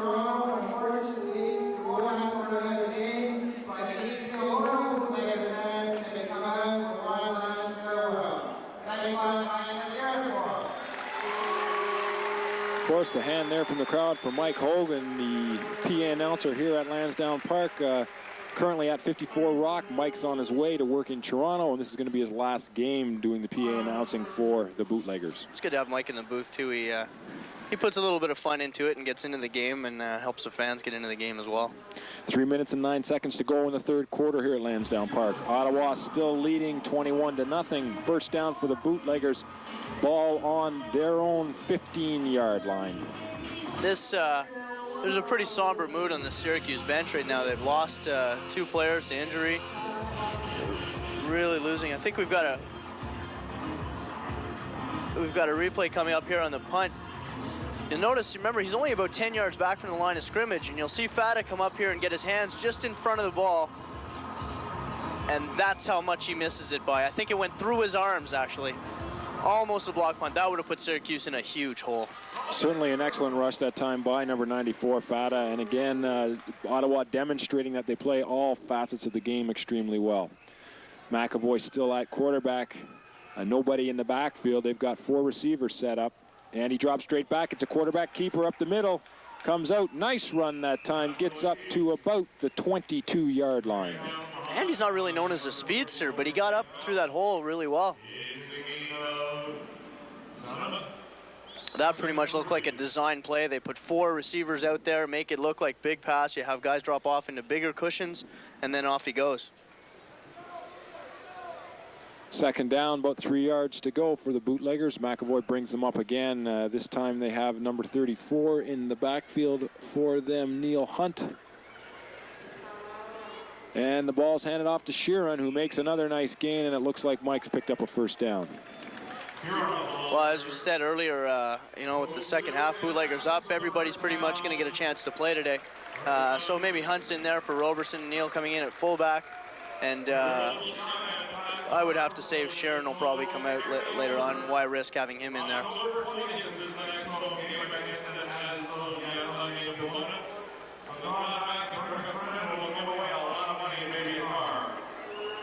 Bootleggers' next game coming up October 20th. No victim chosen yet, though. Of course, if everything goes well today, they'll move to 6-0. McAvoy drops back. Quick toss out to Straw, but wrapped up immediately by the defender. Good cover by the corner that time. That was Cooper, who's been on Jamie all day. The two of them had a little battle going. Here we see the special teams. Bootleggers have it listed, all the players listed and their backups. And there you see their punt team before you saw their kickoff cover team. So basically, with all the guys playing offense and defense, you still have to have, here's a hands team. You saw that clip before. That's for short kickoffs and things when they're going to squib the ball. You put all the guys with the best hands up close so you don't turn the ball over. That was a really interesting clip right there. McAvoy drops straight back, pumps once, moving around now, and he throws the ball down the field. Bino pulls it in. Nice catch by number 9, Brian Bino. Great catch by Bino. He knew he was going to get hit there, too. Andy McAvoy dropping back there. Dan, nice pump fake, but then he had the happy feet going there, sort of scrambling around a bit, and then he made a nice pass, but a very good reception by Bino. Good. He stood in there. He knew he was going to take some heat, and Bino was right in the middle of the field, knew he was going to get hit. You're always going to get hit pretty hard when you're in the middle. And good hands, showed really good hands. First and 10, Bootleggers operating at their own 48-yard line. 43-yard line. McAvoy hands it off. Sheeran comes back against the grain, stacked up immediately by Syracuse. That's too bad. Dave Upton kind of lost his block there, and the Bootlegger guard just couldn't hold him. Well, that like chewing tobacco, so obviously somebody down on the field is partaking in that. My immediate reaction is that it's our own Jeff Wilcox, but that will be determined later. We'd really like to thank our cameraman for getting that shot too, because you don't often get to see really interesting things like that at a football game. Penalty against the Bootleggers, only 2 seconds to go in the third quarter. The Bootleggers leading 13-0. Still first down, but it looks to be about 1st and 15.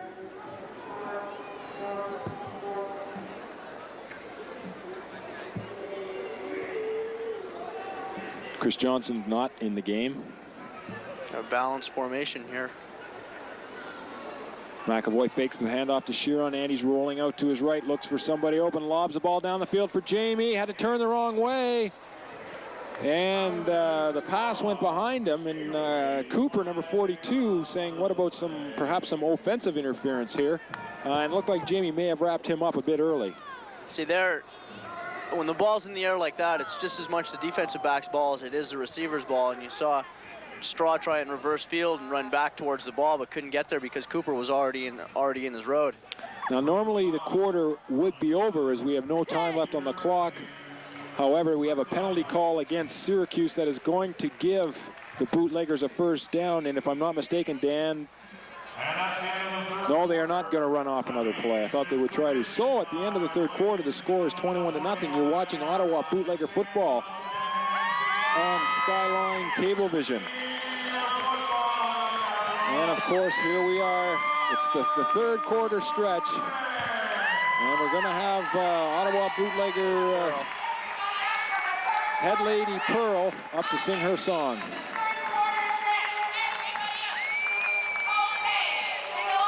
Everybody listens to Pearl. That's right. Sing along with Pearl.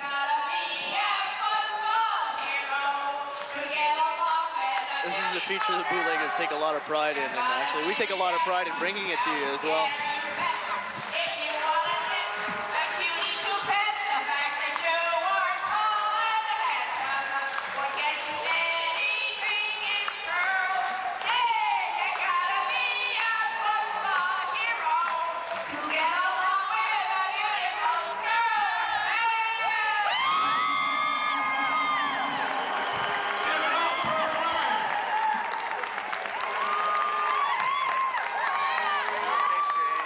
There you saw Neil Hunt. We're just here to start the beginning of the fourth quarter, but we'll take a very short break and we'll be back right after this.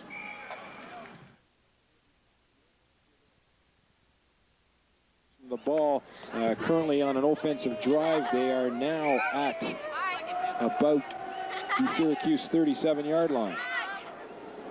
I think previously, just before we went to break there, Neil Hunt had a good pitch, and the fullback took about 4 or 5 Syracuse players with him, rambled for about 8 or 10 yards. Hunt sets himself as the fullback in the backfield. Mike Sheeran still in at tailback. Bit of motion that time by Syracuse. McAvoy drops straight back. And he pumps once, moves around now. Throw, nice pass. Bino's wide open. He's got it. Touchdown, Bootleggers, and there's no flags on the field. No flags there. That one's for good. Nice pass that time by Andy McAvoy. Dan moved around a bit, directing a bit of traffic, and then made a nice pass to Bino. Great pass coverage by the offensive line and by Sheeran and Hunt. Neil Hunt stood in there, felt the pressure, threw a good block. So did Mike Sheeran. And Bino, not sure what happened, but somebody blew an assignment. I think that was really loose zone coverage, and Bino just found an open spot. Willard on to attempt the extra point. If he puts it through, it'll be 28-0 for the Bootleggers, and we've just started the fourth and final quarter of this game. I think now you're going to see a lot of substitution done by the Bootleggers. We've got a full quarter left to play, and there's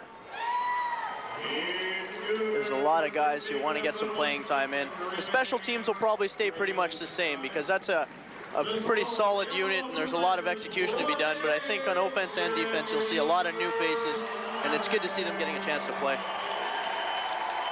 Here we go to the touchdown play. You'll see, watch the tailback and fullback sit in for the pass coverage. Little jump by Syracuse there. Sharon and Hunt making sure no one gets through. McAvoy scrambles a bit and then lets it go, and Bino is all by himself. Blown assignment by the safety, Cooper, and he walks in untouched. 13 minutes and 1 second to go in the fourth quarter. Looks like Willard is going to kick this one off for the Bootleggers this time.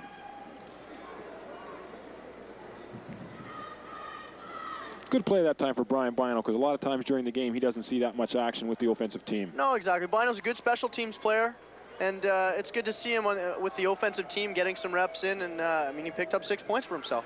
Nice kick that time by Willard. Ball taken on the Syracuse 5-yard line. That's number 21 for Syracuse. Sean Adams with a nice return out to about his own 30-yard line. Massey tripped him up that time. Massey had fallen down but had the presence of mind to get his arm out as the ball carrier went by him and tripped him up. 29-yard line. Well, Syracuse has got to get something going here. We're coming up to 12 minutes and 20 seconds to go in the fourth quarter. First downs, the Bootleggers have 16 thus far in the game. The Syracuse Express has 1. A disappointment so far for them, Dan. It really is a disappointment. They come all this way to play, and I'm afraid they really haven't been in the game. It'd be nice to see them put some points on the board and make this a little more respectable, but Ottawa's not going to give them too much. You can be guaranteed of that. Got Maurice Lepage in at middle linebacker now, getting a chance to play. You'll see Mo showing blitz right now. Handoff inside to Bell, stacked up immediately, but manages to fall forward and picks up about 4 yards. He read that well, actually. I think the blitz, the linebackers read going the other way and got stacked up in a different hole, and the running back went the other way.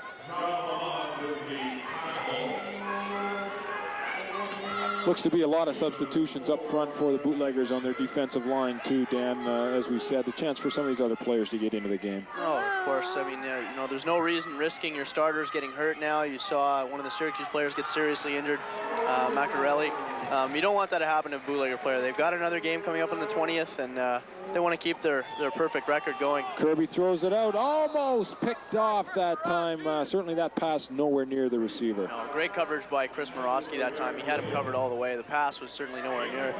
And Morosky simply doing his job, staying with the receiver, and gave it a good effort for the pickoff, but he was with the receiver all the way.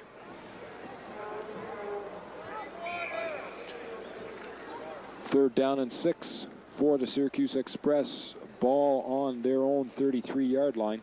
We've got change at corner as well, where we had Dwight Beckford in there replacing Tim Yee, and now we've got Bill Franklin in there on the corner on the other side where Yee would normally be had he not been injured earlier in the game. Syracuse sets up in an eye, some motion with number 34, Jerry Dyer. Pitch goes wide to Bell. He cuts it up inside, stacked up by the defenders. Lucky to make it back to the line of scrimmage. Great read by Maurice Lepage, number 40. Read it all the way, strung it out all the way along across the line of scrimmage, and then just pursued right up and made the tackle. Number 44 that time, the ball carrier, Bell for Syracuse. I think a bit upset that he got stacked up immediately. Had a few words for some of the defenders as he came out of the pile. Fourth down, an obvious kicking situation, so we can expect to see a number 42 for the Syracuse Express, Mike Cooper, back on the field to boot this one away. They've got nothing to lose. I mean, they may try some Hollywood stuff now. You might see some fakes, and really, at 28 points down, what do you have to lose? And as you called it, Cooper now scrambles to the side. He's going for the first down, and he steps out of bounds. It's pretty obvious. Even with the formation, they had 2 wide receivers set there, and it was pretty obvious. At this point in the game, punting the ball isn't going to do a thing for them. Ottawa will get the ball and kill another 8 or 9 minutes on the clock, and it'll do nothing for Syracuse. So a good fake, good call by the coaching staff. And as we saw, Cooper can pretty much do everything. He can run with the ball, so that was pretty much a given right there. Well, he certainly has a good set of wheels, and Syracuse, with the first down, now operates from their own 40-yard line, from their own 45-yard line. 9 minutes and 15 seconds to go in the fourth quarter.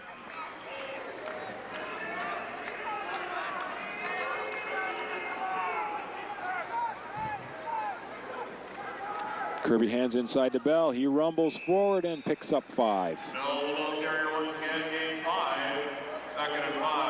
Just a quick glance down at the Bootleggers sideline and see Doug Allward getting tuned up, getting his arms taped up into his shirt. I think you may see the third string quarterback coming in. Maybe McAvoy will sit down and we'll let Doug. Doug's a former Sooner. He's a good player, tough guy, and very big for a quarterback too. Well, certainly a good outing for Andy McAvoy, and that's encouraging for Coach Greg Marshall and the rest of the Bootlegger staff. If Rod Moore should go down for whatever reason, they know that they've got a reliable guy in there.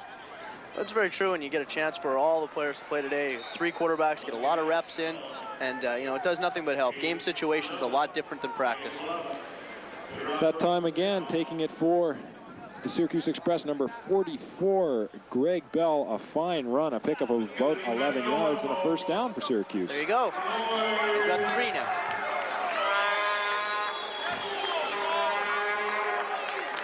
8 minutes to go in the fourth quarter. Syracuse on a bit of an offensive drive here as they have possession of the ball, and they will operate from the Ottawa Bootleggers 39-yard line. Handoff again inside to Bell, and the big guy's rumbling. Another first down. He's impressive on this drive, Dan. Very much. You have to realize that, with all the changes, Ottawa doesn't have its first team in there. But that time you had Rob Laflamme and Marcel Belfoy close up and make the tackle. You got Laflamme at free safety and Belfoy at strong safety. Two guys that generally are great special teams players, but don't get a lot of reps normally. Ball on the Bootlegger 28-yard line.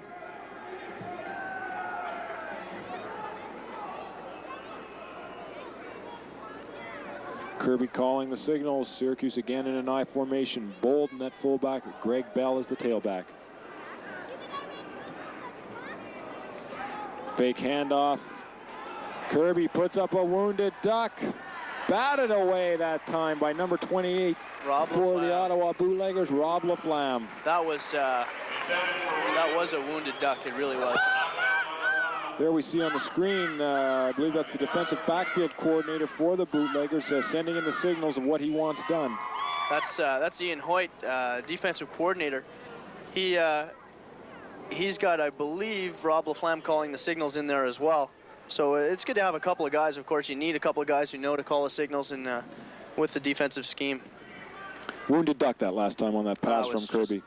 Really, he didn't take a full drop. He just kind of wheeled back and threw it from his back foot, and it was lame all the way.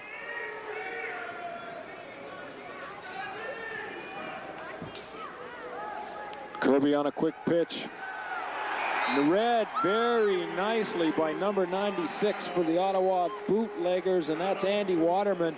As the pitch went out to number 21, Sean Adams, and he didn't get anywhere. Nowhere at all. Waterman, good pursuit. Kind of a strange pitch. The quarterback just took one half step back and fired it underhand, almost like a softball pitch out to the back, and Waterman had nothing to do with it. He strung it out and made the tackle for a loss. Loss of 4, second down and 14 to go for the Syracuse Express. Ball now on about the 31-yard line of the Ottawa Bootleggers.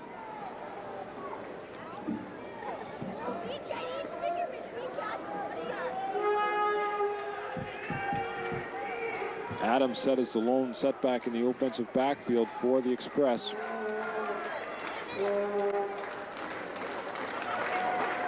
Kirby drops straight back. Airs out another wounded duck. And again, batted away. Just great coverage by Chris Morosky. He sticks to his players. He's not a big guy. He's only about 5'6", but very, very tough. And he can stay with you in pass coverage. You'll notice there he was all the way, read the receiver's eyes, turned around when the rest of his teammates were calling ball when it was in the air, and just knocked it away. Great solid defense by Chris Morosky.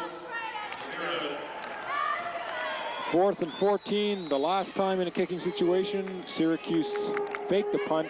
Cooper made the nice gain. Got the first down. Well, I mean, I don't even know why they'd even show it. I mean, it's good as a diversion, but they're certainly not going to kick the ball. I don't think they would. Again, they've got the 2 wideouts set, which is the same formation they had on the last fake. Cooper throws it up. He's going for Adams, 21. Adams has got it. A nice catch, and he's down at about the 10-yard line of the Ottawa Bootleggers. Again, that time, as we just talked about the previous play, Chris Morosky, good coverage, but that time he got beat on the fight for the ball. He had him all the way, and the guy just out-jumped him. 1st and 10 for the Syracuse Express. Ball on about the 10.5-yard line. So conceivably, Syracuse could get a first down here, Dan, without scoring a touchdown. They could. You would be looking at 10 yards here from now. They're definitely within field goal position. If Ottawa can shut them down, it'd be nice to keep that 0 on the scoreboard, but don't think it's going to happen. Touchdown, number 44, Greg Bell. Nice run that time, Dan. Deked inside, then broke it outside and just rumbled in for the touchdown. I think, Kevin, that's a pretty good indication of just how strong Bell is. He's a big guy. He's strong, and he carried 2 or 3 bootleggers into the end zone with him. They stacked it up on the goal line, but Bell just put his head down and ran in. Well, you can certainly see that he does generate power. I mean, just looking at him out on the football field, he's got the big thighs, he's got the big shoulders, and when he gets moving, it's hard to bring him down. Exactly. Big, strong fullbacks like that, and if they can run low like Bell did there, they're tough to bring down. You don't arm tackle guys like that ever. And of course, now we have number 88. Big Willie Jones is going to be out on the field to attempt the point after for the Syracuse Express. Yeah, the last time he kicked was a field goal attempt, and it was a line drive about a foot off the ground. Number 42, Cooper with the hold. You'll notice he's a straight-on kicker, Dave Cutler type. High snap, Cooper takes it, stiff arms, taken down though on an excellent play by the bootlegger team. Who do we have there? I think that's number 27, Bill Franklin. Just a super play. Here's a replay we've got here. On the touchdown, you'll watch Bell gets out, good solid hit there, but he just bowls 3 bootleggers over in for the touchdown. 3 minutes and 22 seconds to go in the game. The score, the Ottawa Bootleggers 28, the Syracuse Express 6. The touchdown, Dan, certainly a bit of a measure of respectability for Syracuse. It is. I mean, anytime you come in and travel all this way to play football, you know, it's a long way to go, and you don't want to get shut out. It's humiliating. They put some points on the board. That was a good drive they had, and you know, at least now they can go home with a little bit more self-respect. I think I'd hate to think what happened if Rod Morris could keep the team going in the first quarter when they had 14 points in the first quarter alone and looked like they were just going to run all over them. I mean, we could be in the 50s by now. But Bootleggers kind of stalled in through the second quarter and a little bit of the third. Willie Taylor again, big number 88, on for the kickoff for the Syracuse Express. Again, they have the tee out on the field, Dan, but Willie has placed the ball in the flat ball position. I think he's going to have at it again in that manner. I don't know what the purpose of having the tee out on the field is, but very unorthodox style of kicking. Another squib. Flagged down nicely, though, by the bootlegger team. That clip we had earlier where the camera was showing all the special teams listed, something like this is generally where you want to have your hands team out there. It was a position where they were going to try a short kick and try and regain possession. You put your hands team out there and make sure that everybody fields the ball cleanly. A lot of offensive linemen have their hands all taped up and they won't be able to handle the ball very well. You get some receivers, linebackers, defensive backs out there and make sure you field it cleanly. That was Domery Roberson, number 33, who picked that one up. And now a quarterback for the Ottawa Bootleggers wearing number 11, Doug Allward. Doug used to play for the Sooners. He's got a really good strong arm, likes to stand in there, but if he runs with the ball, watch him put his head down. Handoff, quick hitter inside to Powell. He's going to gain a couple, but stacked up by number 44, Greg Bell.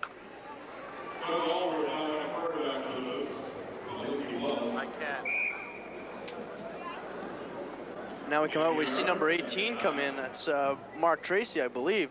So we've got 4 quarterbacks dressed for the Bootleggers. And Doug got one play, now Mark comes in. Are they going to do a shuttle service?